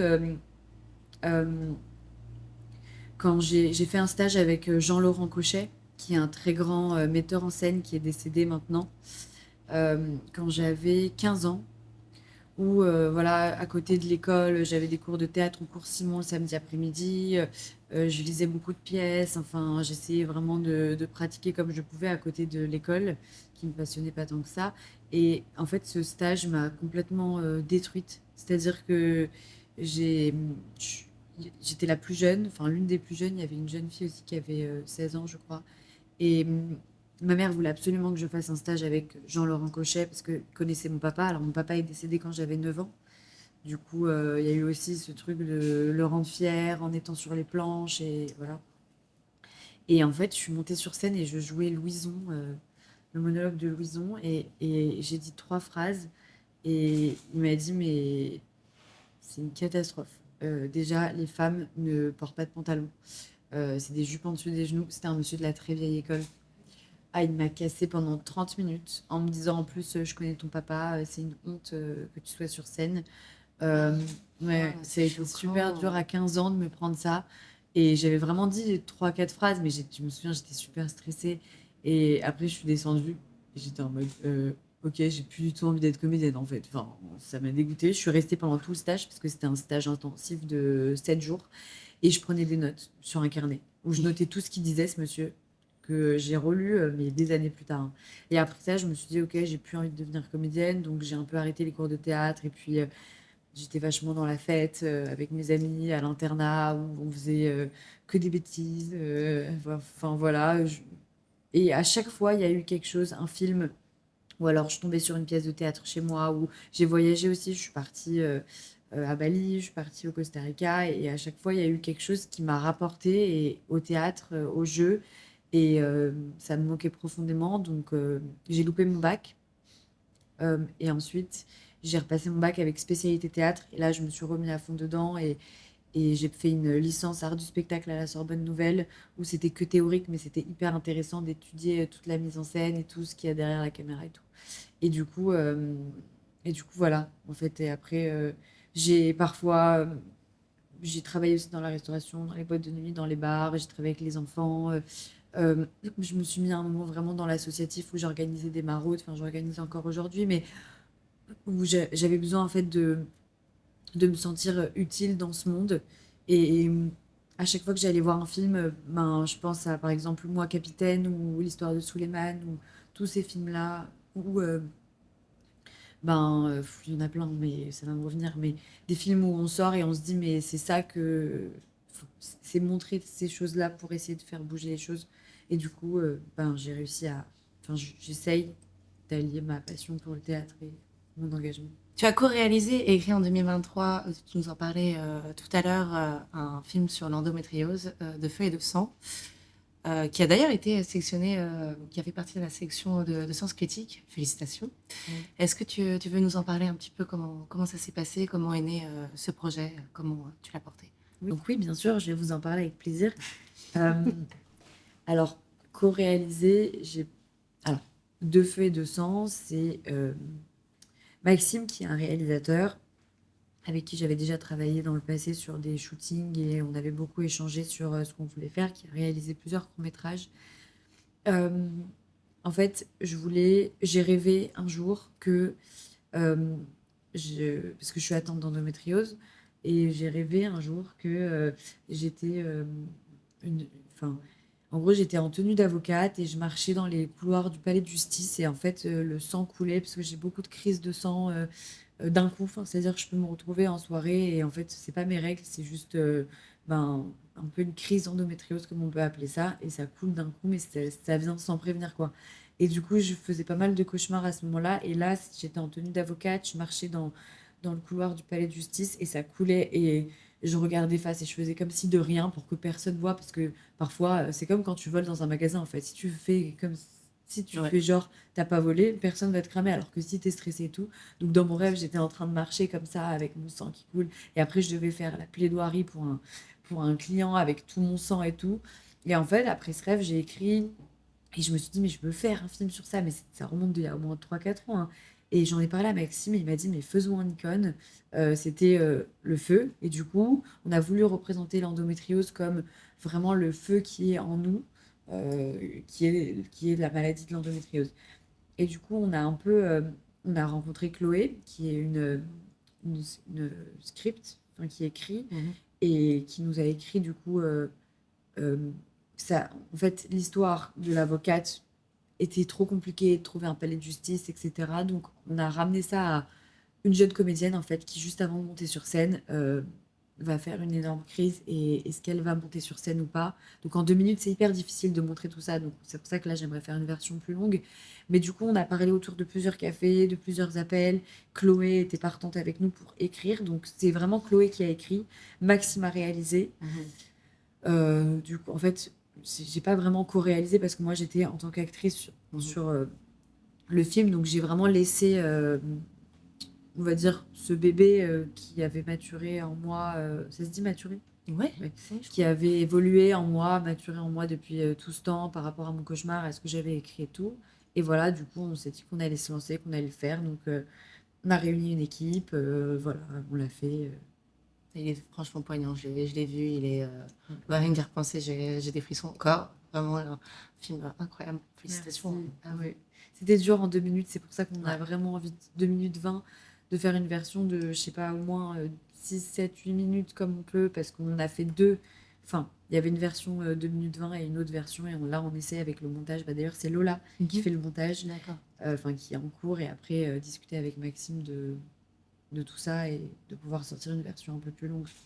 Parce qu'on aimerait aussi que ce soit un peu que ça serve à sensibiliser les gens sur l'endométriose, enfin, juste pour en parler, parce que je me souviens quand j'ai partagé sur mes réseaux, parce que les réseaux, c'est bien aussi pour partager, et ben, tout le monde me disait, mais j'ai jamais entendu parler de cette maladie, enfin, tout le monde, beaucoup de monde en tout cas, savait pas du tout que ça pouvait provoquer des crises de sang, comme ça et tout, quoi. Donc, Moi, j'avoue, je savais pas. Moi non plus. ouais.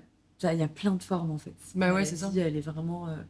Et puis, il y a tellement de femmes qui en sont atteintes, mais de différentes façons, différents stades et tout.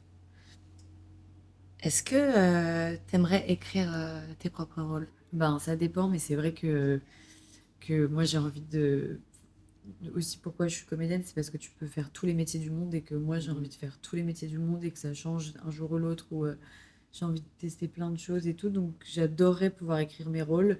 Et oui, parce que aujourd'hui, j'ai l'impression que faut plus être en attente et faut être en action. Donc, ce que vous avez fait, c'est incroyable. Et par exemple, après avoir vu votre travail, d'avoir discuté avec vous aujourd'hui, je pense que je pourrais complètement faire confiance à Cassandre et Alice pour un rôle écrit et faire partie d'une aventure comme ça, complètement.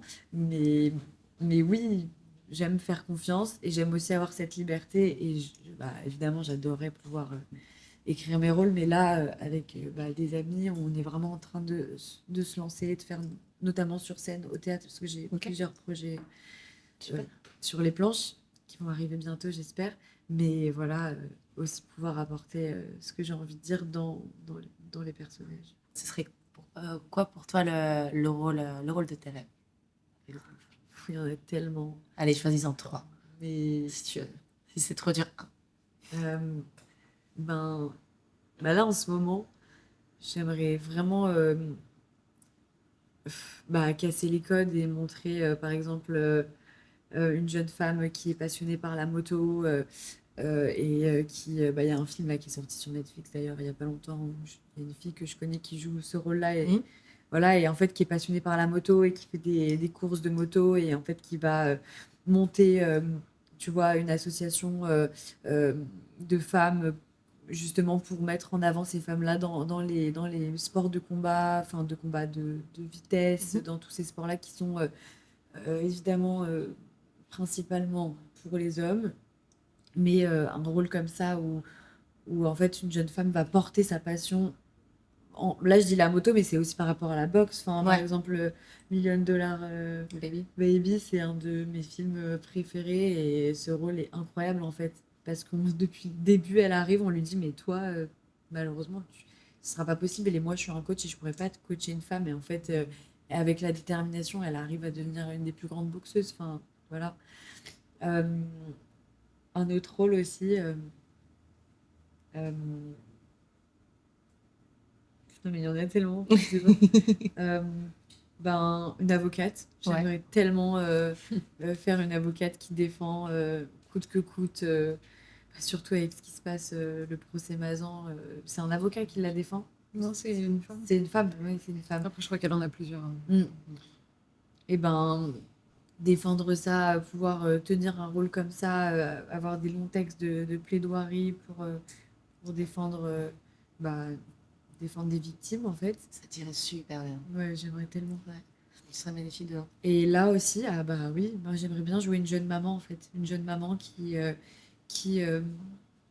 des enfants, un ou plusieurs enfants, et qui se bat tous les jours pour essayer de s'en sortir parce qu'elle est seule et qu'elle se retrouve avec ses enfants, mais qu'elle a envie de leur offrir la meilleure vie.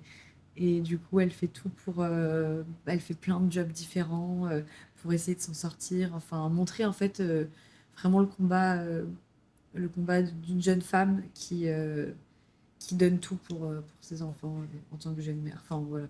Que des rôles poignants et très touchants. Ouais. Mais il y en a plein après, mais bon, si je trouve un autre, je te dirai. T'es une femme engagée qui utilise la fiction pour faire passer tes messages. C'est quoi les sujets qui te tiennent le plus à cœur? Oui, parce que je trouve qu'aujourd'hui, l'image et même les réseaux, pour moi, mes réseaux, ils me servent à partager tout ce qui pourrait essayer faire changer les mentalités ou ouvrir. D'abord, on va commencer par ça, ouvrir les mentalités, briser le silence, témoigner. Et, et les films, enfin, tu m'as dit quel... Les sujets qui te tiennent le plus à cœur. Les sujets qui me tiennent le plus à cœur, et ben, c'est exactement le sujet où on est aujourd'hui. Le sujet de toutes ces minorités qui sont victimes de violences, victimes de discrimination. Également, ben, des gens qui vont fuir leur pays en fait et qui n'ont pas le choix de venir ici et comment faire pour qu'ils s'intègrent dans des pays comme nous qui sont développés et ne pas les exclure et voilà, en organisant des maraudes, justement dans l'association Chapitre 2 qui est une association extraordinaire créée par Benoît, un très, très bon ami qui va intégrer les jeunes en rupture familiale entre 18 et 25 ans. En fait, entre 18 et 25 ans, on n'a aucune aide de l'État français. Et du coup, cette association, elle va permettre d'apporter une aide financière, d'apporter un soutien. Et ça peut être des jeunes en rupture familiale qui sont issus de la communauté LGBTQI+, ou qui sont des jeunes migrants, en fait, et apporter en aide à la culture, etc. Et une autre cause, ben, les animaux, et évidemment, parce que en fait, je suis vraiment... je suis contre toute forme d'injustice dans le monde et les animaux qui n'ont pas de parole, qui n'ont aucun moyen de se défendre, voilà, toutes les violences qui sont subies aux animaux, ben, pour moi, je comprends pas. Et c'est pour ça que j'ai récupéré Nana, mon chien, qui a été abandonné sur un poteau et qui était... Voilà, enfin... Il y a tellement en fait de causes et souvent on m'a toujours dit mais il faut que tu choisisses, enfin sur tes réseaux tu partages pour les sans-abri, pour les femmes, pour les animaux, enfin t'es trop en... Mais en fait non. Pourquoi choisir? Moi j'ai pas envie de choisir, toutes ces causes-là elles sont tellement importantes et j'ai envie de pouvoir continuer grâce au métier du cinéma et à toutes ces associations qui sont là, à tout allier et faire en sorte de changer les choses. Alors en ce moment, je prends un peu plus de temps pour moi parce que je pense qu'il faut se réparer soi-même avant de porter tout ça. Et j'ai eu une année assez compliquée dans tout ce chemin-là. Et du coup, prendre le temps pour soi, pour pouvoir être là pour les autres, c'est hyper important. Mais j'ai envie quand même de continuer petit à petit et j'espère un jour pouvoir ouvrir un grand centre qui accueillera les gens sans abri, les gens qui ont envie de faire du cinéma et qui savent pas comment faire, et en même temps les animaux abandonnés. Enfin, voilà. C'est aussi que des causes qui sont très liées. Oui, tout est hyper lié en fait. Il faut choisir une injustice, mais en fait... C'est la base de l'intersectionnalité. Oui, elles sont toutes imbriquées. Enfin, en fait, les voir de manière isolée, je pense que c'est aussi une grave erreur. Je suis complètement d'accord. C'est aussi les enfants. Enfin, pardon, mais les enfants aujourd'hui, c'est tous les enfants qui sont victimes de violences sexuelles, on n'en parle pas assez, qui sont dans des milieux de violents et comment faire pour qu'ils s'en sortent tout seuls et après, en tant que victime, enfant, comment tu grandis dans ce monde. Bah, voilà. Le fait de voir que vous avez fait ça, ben, ça me donne encore plus envie de continuer et d'aller dans ce chemin, en fait, en tant que femme, artiste, comédienne, tout ça. Ben voilà. Trop bien. Ouais. C'est quoi le plus grand défi que tu as rencontré?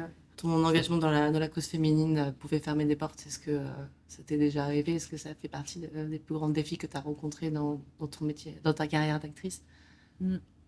Alors, sur les plateaux de tournage où j'ai pas eu d'expérience à proprement parler, justement, en tant que, enfin, face à un homme qui était un potentiel agresseur ou qui prenait le pouvoir par rapport à mon rôle en tant que comédienne, où j'ai pas vécu ça, mais effectivement, me retrouver face à un directeur de casting qui va complètement me rabaisser, qui va me proposer d'aller boire des verres après un casting ou tout ça. Ça, effectivement, j'en ai eu beaucoup. Et du coup, aujourd'hui, c'est même pas difficile, mais le plus difficile, c'est de dire, bah, aujourd'hui, je ne veux pas faire un casting avec ce directeur de casting, dire à mon agent, j'ai pas envie de travailler avec ce réalisateur, j'ai pas envie de voilà, et de se retrouver, ah bah oui, donc ça fait beaucoup, bah oui, ça fait beaucoup, parce qu'il y en a beaucoup en fait, mais bah oui, mais bon, du coup, bah j'ai pas de casting à te proposer, et bon, bah ouais, mais enfin, voilà. Ça vous dit un petit jeu? Ok. Ouais. Oui.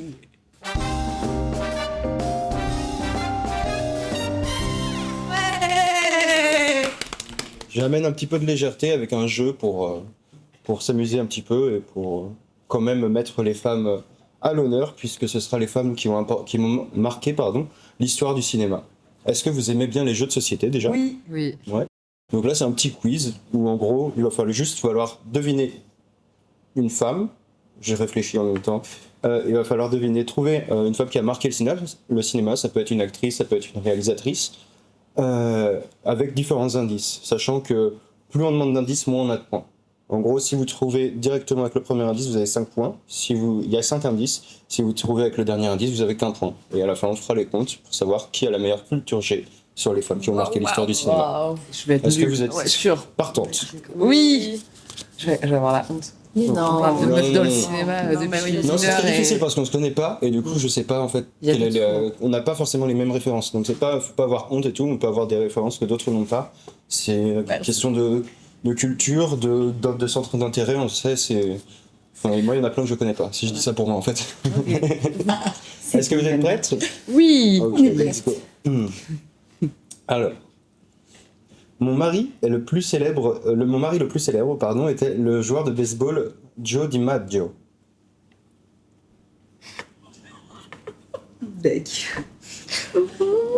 C'est très difficile, vraiment. Du plus difficile au plus facile, vous inquiétez pas. Hein. C'est une réelle. Ah, je connais pas par cœur toutes les cartes, par contre.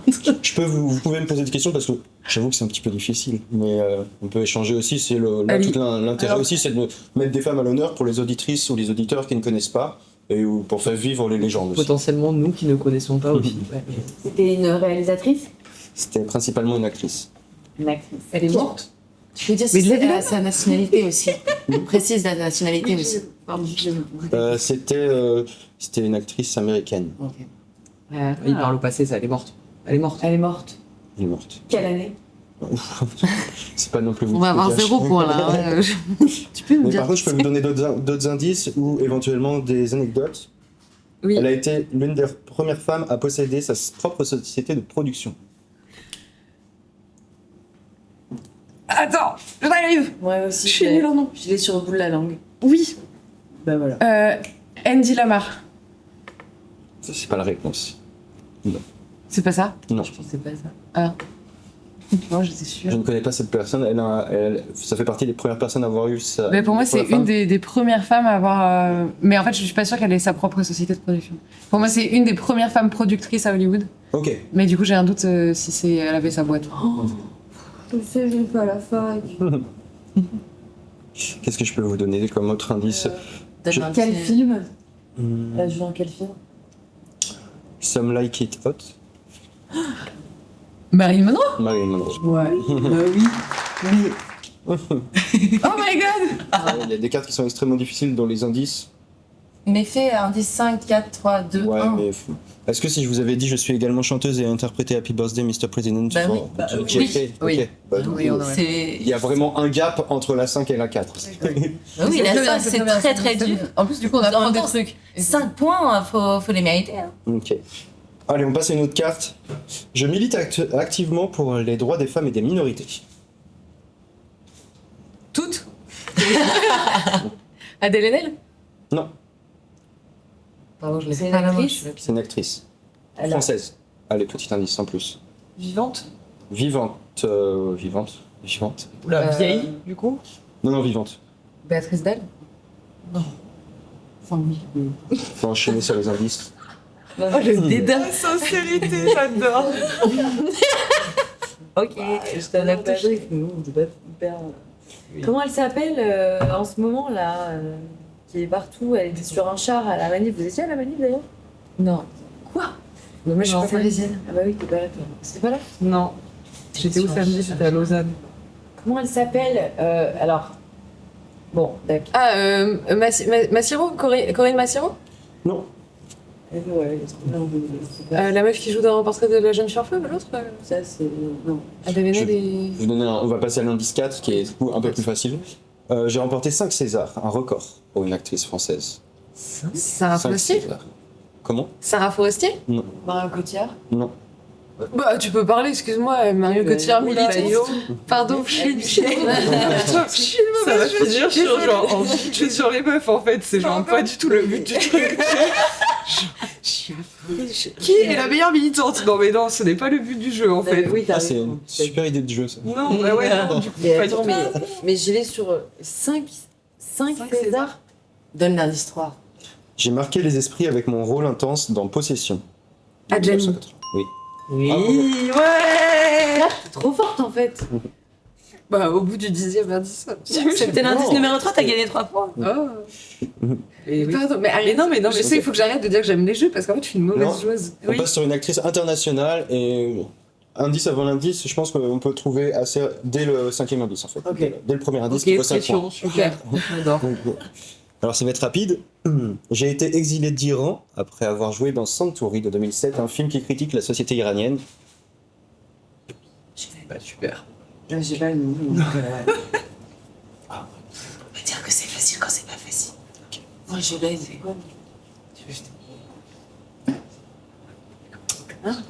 Une mauvaise joueuse. Je sais. Insupportable. Farhan. Oui. Golshifteh Farahani. Je vois pas du tout. Tu vois pas C'est du l'une tout. des Qui a plus joué grandes avec, actrices iraniennes. Ouais, qui a été déjà. du coup cancel par l'Iran. Sans- Par l'Iran. En fait, juste parce que Simplement. notamment elle avait fait, il y avait une histoire où elle avait fait la couverture d'un magazine en étant dénudée, et ce qui n'était pas tolérable pour le régime iranien. Et en plus, elle jouait dans les super productions américaines, donc ça faisait beaucoup. Du coup, elle est exilée depuis 15 ans à Paris. En quelle année le film 2007 pour le film qui critique la société iranienne, et elle a joué dans Syriana de 2005, un film politique avec George Clooney. Mais quand elle a partagé, j'ai plus le nom du film où elle a partagé avec Matt Damon. Je sais plus. Moi, j'ai vu le film français de Jarmusch en tête, Patterson, mais qui est génial d'ailleurs, je vous le recommande. Un film assez qui pourrait être au festival de mince, comment on appelle ça, les longs films là. Dans Mensonge d'État, pardon, excusez-moi de vous couper. C'était Mensonge C'est d'État. pas le film de festival de Sundance, je sais plus comment ça s'appelle.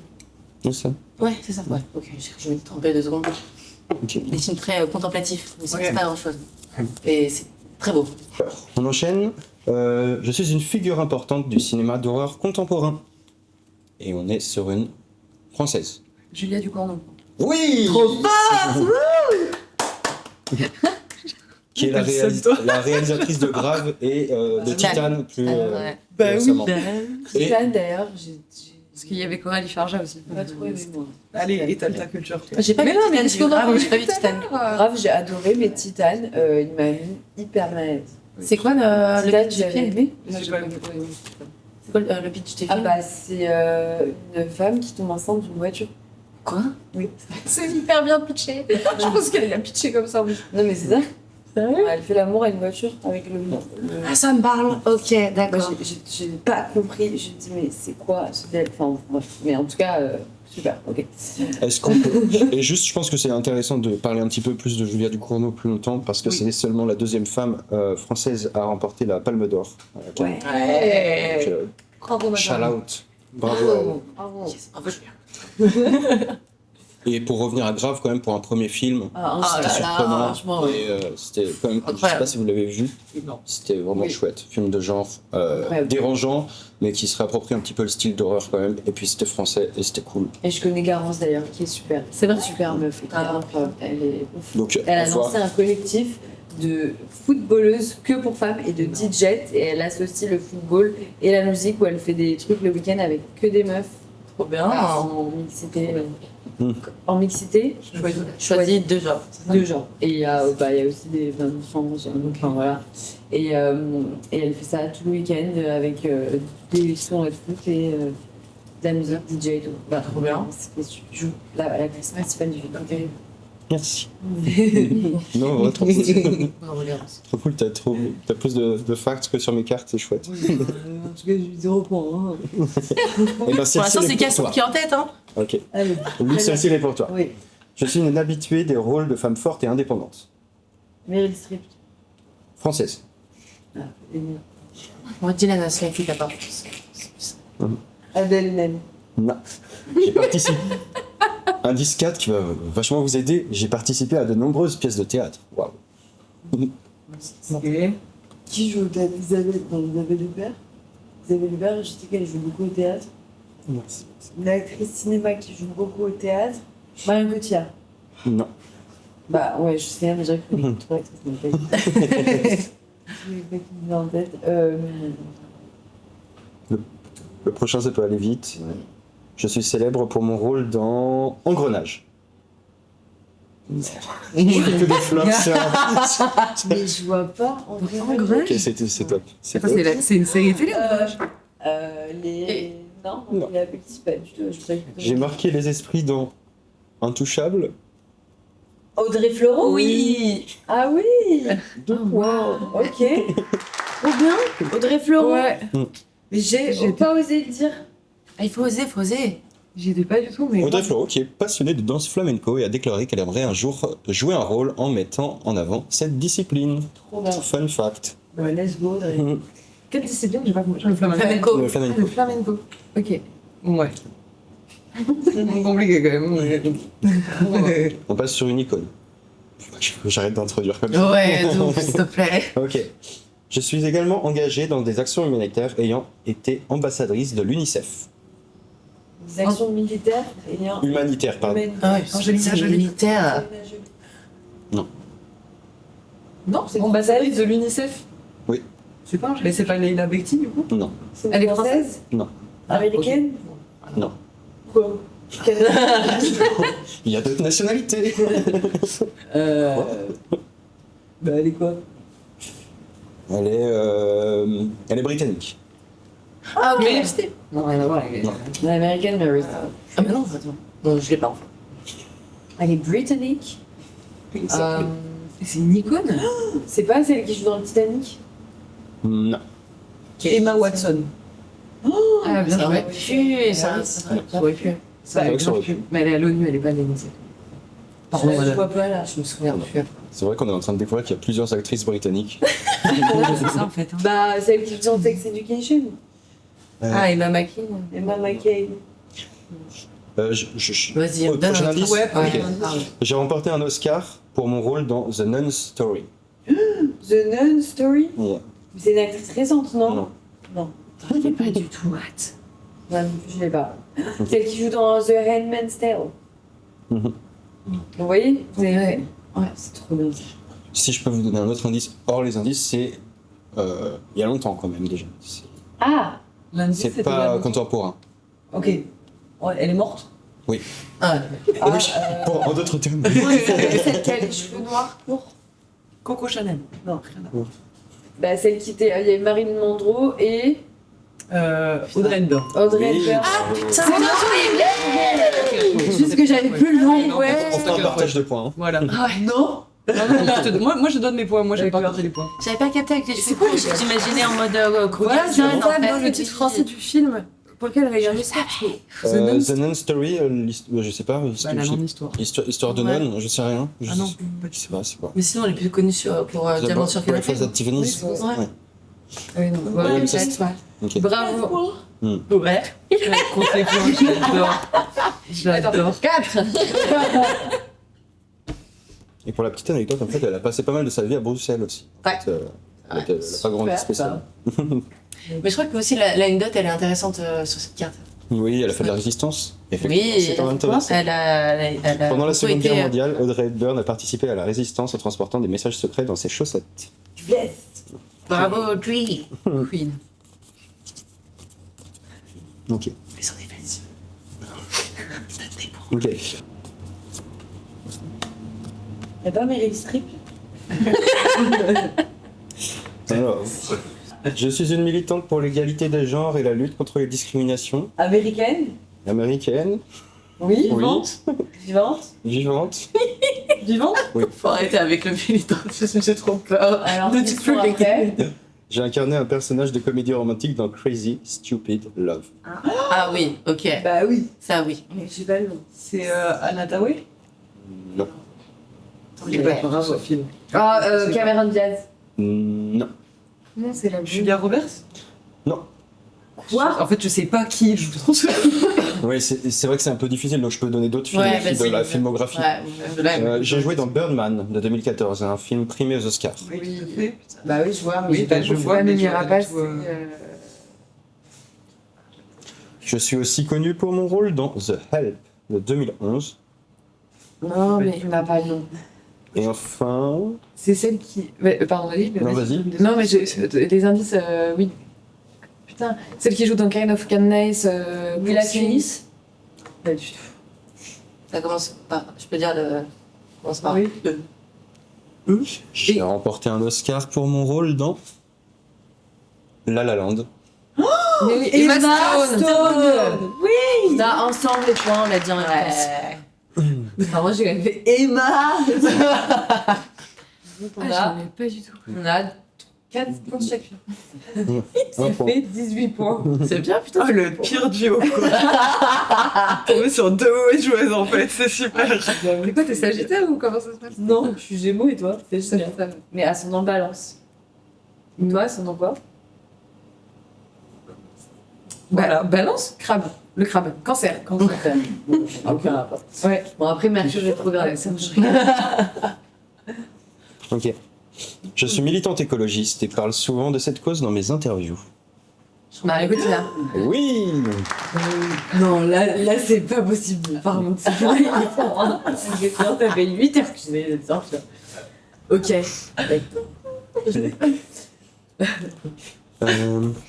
J'évite les rôles stéréotypés pour représenter les femmes arabes de façon nuancée. Ça, je l'ai. Mais avec qui? Oui. Ouais. Ouais. Oui. Ça va, là, ça veut dire que j'ai plus 8 points. J'ai combien de points, t'as compté? La coopération oui, je féministe. comptais, je te dirai ça en off. D'accord. Généralement, c'est moi qui compte au montage. Nous sommes deux sœurs réalisatrices pionnières dans la représentation LGBTQ+, à Hollywood. Les sœurs Hollywood. Wachowski. Oui. Bravo. Les réalisatrices de Matrix. Ouais. Oui. Bah ouais. C'était apparemment deux frères. Ah oui. Ouais. 2 frères finalement. Non, 2 frères et maintenant. C'est deux sœurs. Ah, trop bien. Mm. Ils ont fait ça ensemble? Non. Non, quelques années d'écart. Ouais. La première, c'était une nana, je crois, en 2009. Vous faites ce que vous voulez de cette info. Allez, je suis une figure importante dans la lutte pour les droits des personnes transgenres. Récente? Récente. Bah voilà, l'actrice de Emilia Pérez. Bah oui. Mais je sais plus son nom parce que j'ai pas vu. T'as dit quoi? Est-ce que tu peux répéter, pardon? L'actrice de Emilia Pérez qui a eu la palme. Non. Je crois pas que c'est ça. Mais je sais même Pas l'air d'être elle. Non.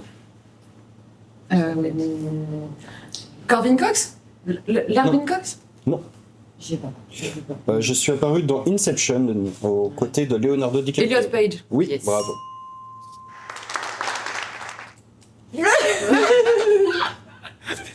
Hyper fort. C'est ouf. Bon, c'est bon, t'as fini? Allez, on finit avec celle-ci. Je suis considérée comme l'une des actrices les plus respectées en Europe pour mes choix audacieux et exigeants. Ah, tu vas la voir. Meryl Streep. Non. Oui. Et c'était pas Meryl Streep. Adèle Haenel. Non. Tu l'as dit tout à l'heure, si ça peut t'aider. Ah bon? Ouais. Enfin, je crois, hein. J'ai reçu un César d'honneur pour l'ensemble de ma carrière. Marion Cotillard.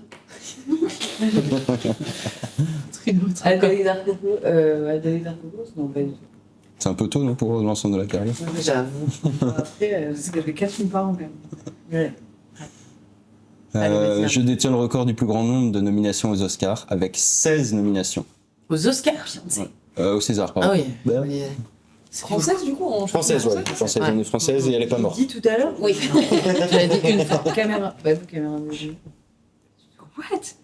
Emma Mackey? Non. Ouais. Non, elle est plutôt d'une autre génération. Isabelle Huppert? Oui. Isabelle Huppert? Oui! bien, bravo. Bravo. Merci pour Bravo à toutes. Merci, Bravo, gagnante. Elle a pas un crochet. Heureusement que je suis pas comme vous, ça aurait été horrible sinon c'était genre vraiment les trois mêmes. Ça va. J'avoue que personne ne veut jouer avec moi, t'as mis de... Mais moi non plus. Enfin, moi, je peux plus jouer avec personne, tu veux dire. Ouais. Des fois, j'ai des petits élans comme ça de. Non, mais c'est Ouais, mais super non, le jeu. c'était- En fait, au bout de 2 secondes, je sais, désolé, j'oublie. Oui, j'avoue, je m'en fous. Ça va, moi je vous ai trouvé relativement soft. On a eu quelques épisodes où il y a eu. Ça s'est tapé dessus. Ouais, limite, ouais. Ok. La coopération féministe. Merci Victoria pour ce jeu. Merci, Merci, merci les filles pour votre participation et votre ardeur. Alors maintenant, avant de terminer le podcast, j'aimerais bien vous poser des questions un peu sur la place de la femme dans le milieu créatif à toutes. Est-ce que vous pensez que les initiatives comme la mixité choisie, elles pourraient être impliquées à plus grande échelle dans le cinéma et les arts? Oui. Est-ce que vous pouvez développer? Non. Pierre, débrouillez-vous. Je trouve toujours compliqué cette question parce que oui, en fait, je crois que j'aspirerais à me dire en fait, il y a plein d'espaces qui se créent de plus en plus en mixité choisie, etc. Et en même temps, moi, je défends la mixité choisie comme un outil. Donc aussi avec quelque chose qui a une fin donnée, ou en tout cas un objectif très clair et qui du coup ne va pas s'étaler absolument tout le temps et partout. Donc je trouve qu'il y a toujours un peu ce truc qui est compliqué avec la mixité choisie parce que d'un côté le défendre oui et en même temps il y a plein de limites aussi à la mixité choisie, notamment par rapport aux minorités de genre. Et encore là, on parle que du genre, mais en fait, on pourrait très bien parler de la racialisation, de l'âge, du validisme. Donc, j'ai l'impression que oui, moi, je prône une mixité choisie, mais du coup, qui cherche toujours à aller aussi plus loin, aussi pour de l'intersectionnalité.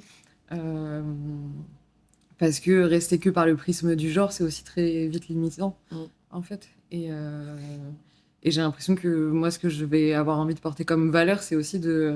Oui, moi, ma porte d'entrée des discriminations, c'est le genre, mais en fait, il y a plein d'autres discriminations. Et en fait, j'ai pas envie de me libérer toute seule, entre guillemets.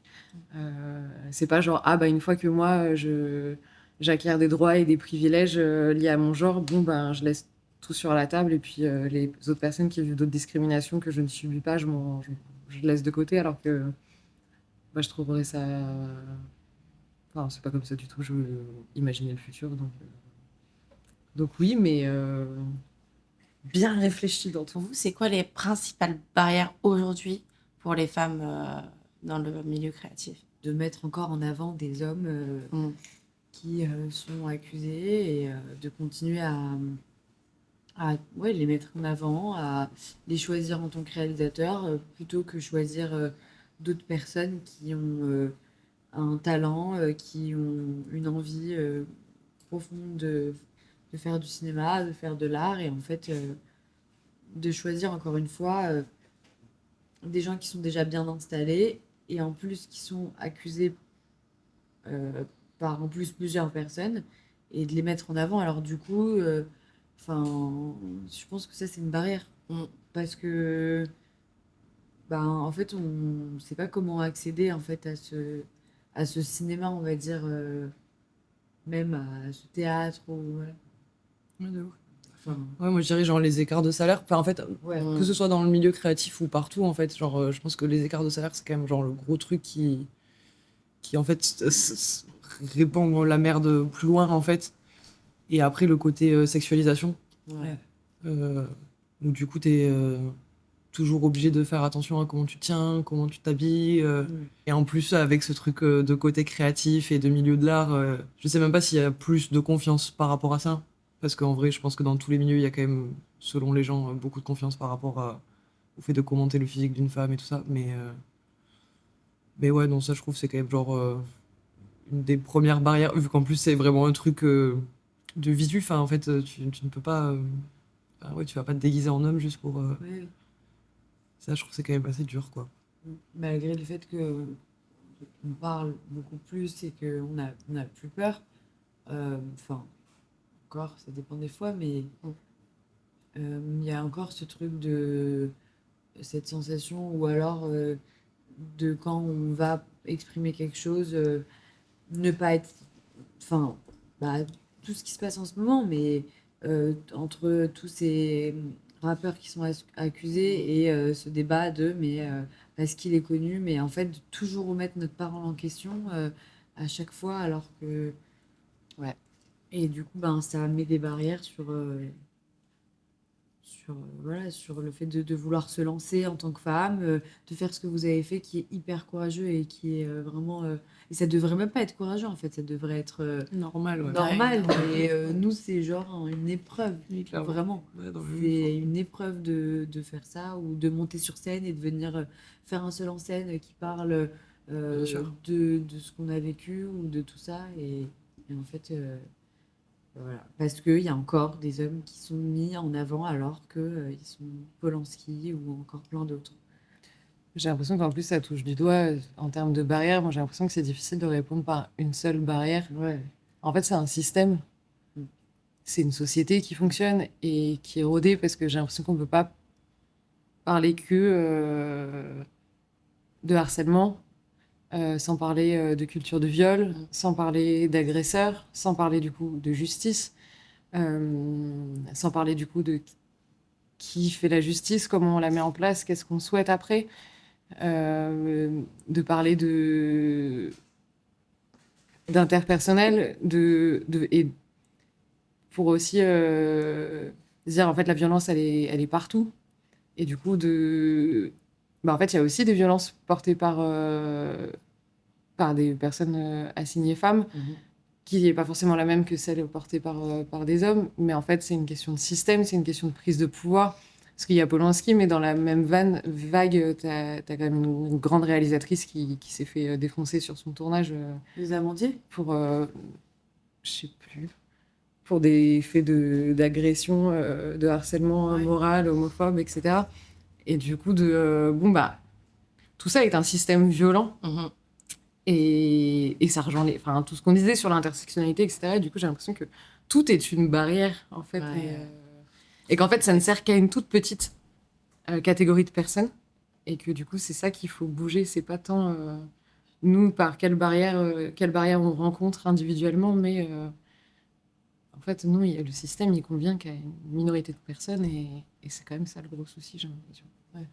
On s'approche de la fin du podcast. J'ai encore 2 petites questions. C'est toujours les mêmes 2 dernières questions. Déjà, c'est quoi le meilleur conseil qu'on vous ait donné à vous dans votre vie, que ce soit au niveau de votre carrière, au niveau du travail, au niveau personnel? Est-ce qu'il y a une personne qui vous a dit un conseil qui a marqué un tournant dans votre vie?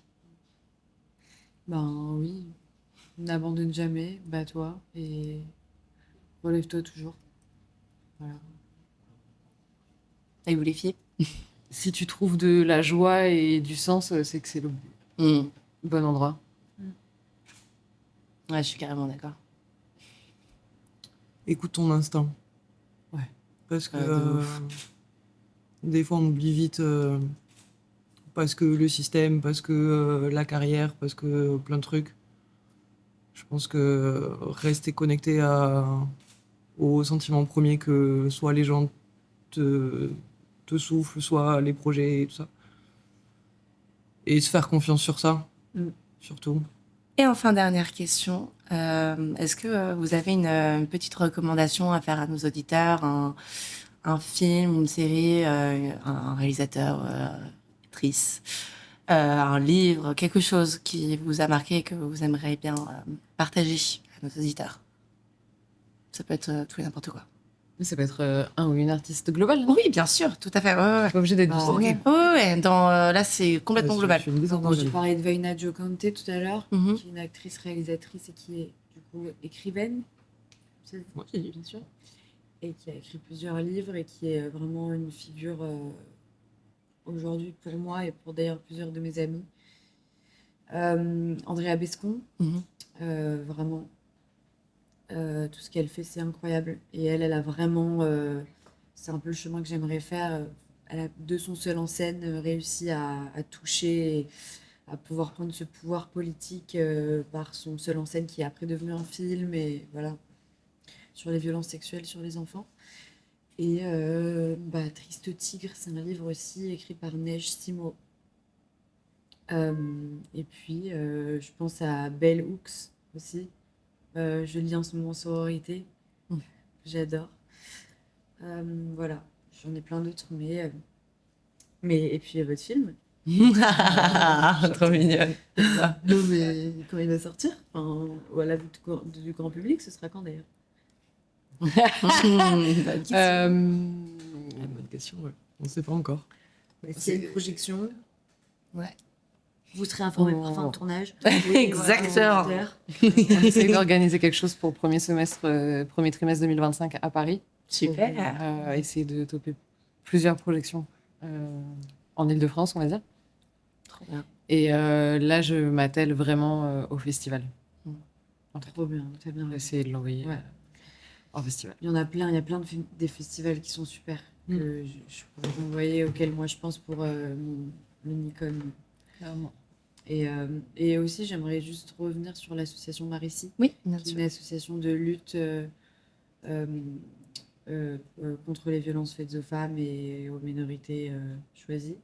Et on agit à Pantin et on a besoin de bénévoles tout le temps, voilà, pour intervenir dans les lycées, pour intervenir dans les collèges, pour faire du théâtre participatif.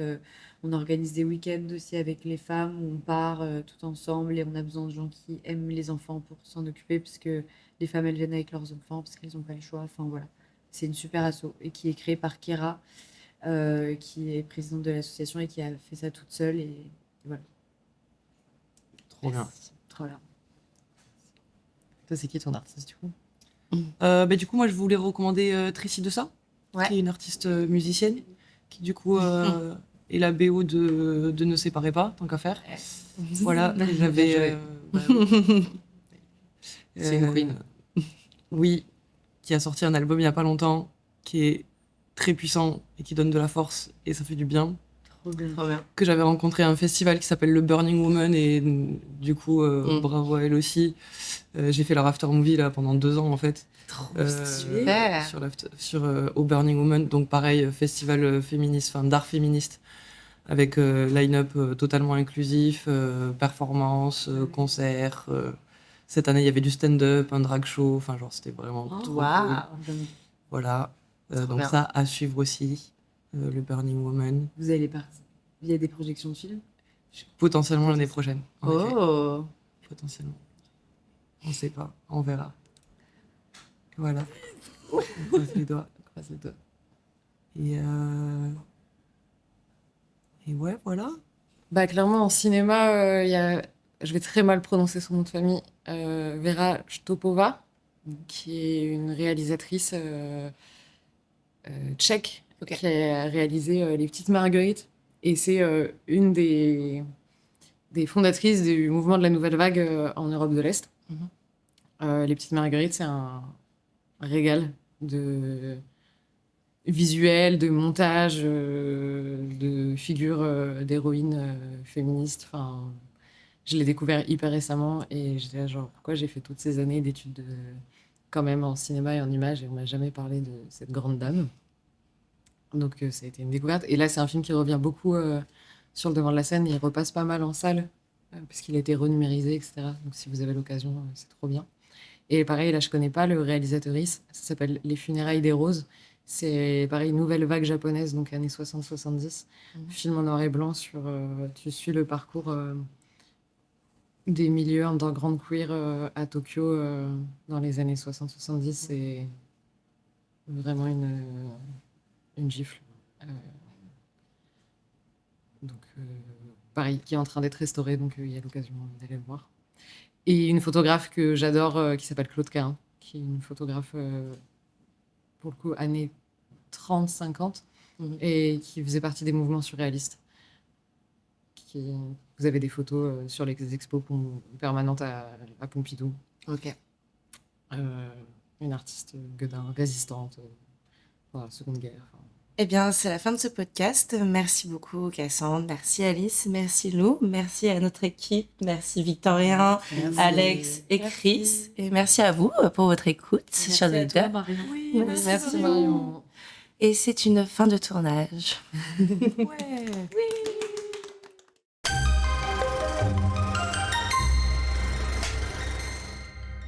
Merci à Cassandre, Alice et Lou pour leurs témoignages inspirants et leur engagement indéfectible. À travers leur parcours, on comprend que le cinéma n'est pas qu'une question de talent, mais aussi de conviction et de persévérance. Si cet échange vous a touché ou fait écho à vos propres expériences, partagez cet épisode et rejoignez la communauté des affamés de tournage. Ensemble, continuons à questionner, créer et faire entendre toutes les voix. Merci à Victorien, Alex, Chris et Lucas. Et merci à vous, chers auditeurs, pour votre écoute. On se retrouve très vite pour un nouvel épisode de fin de tournage. D'ici là, restez curieux, engagés et affamés de créativité.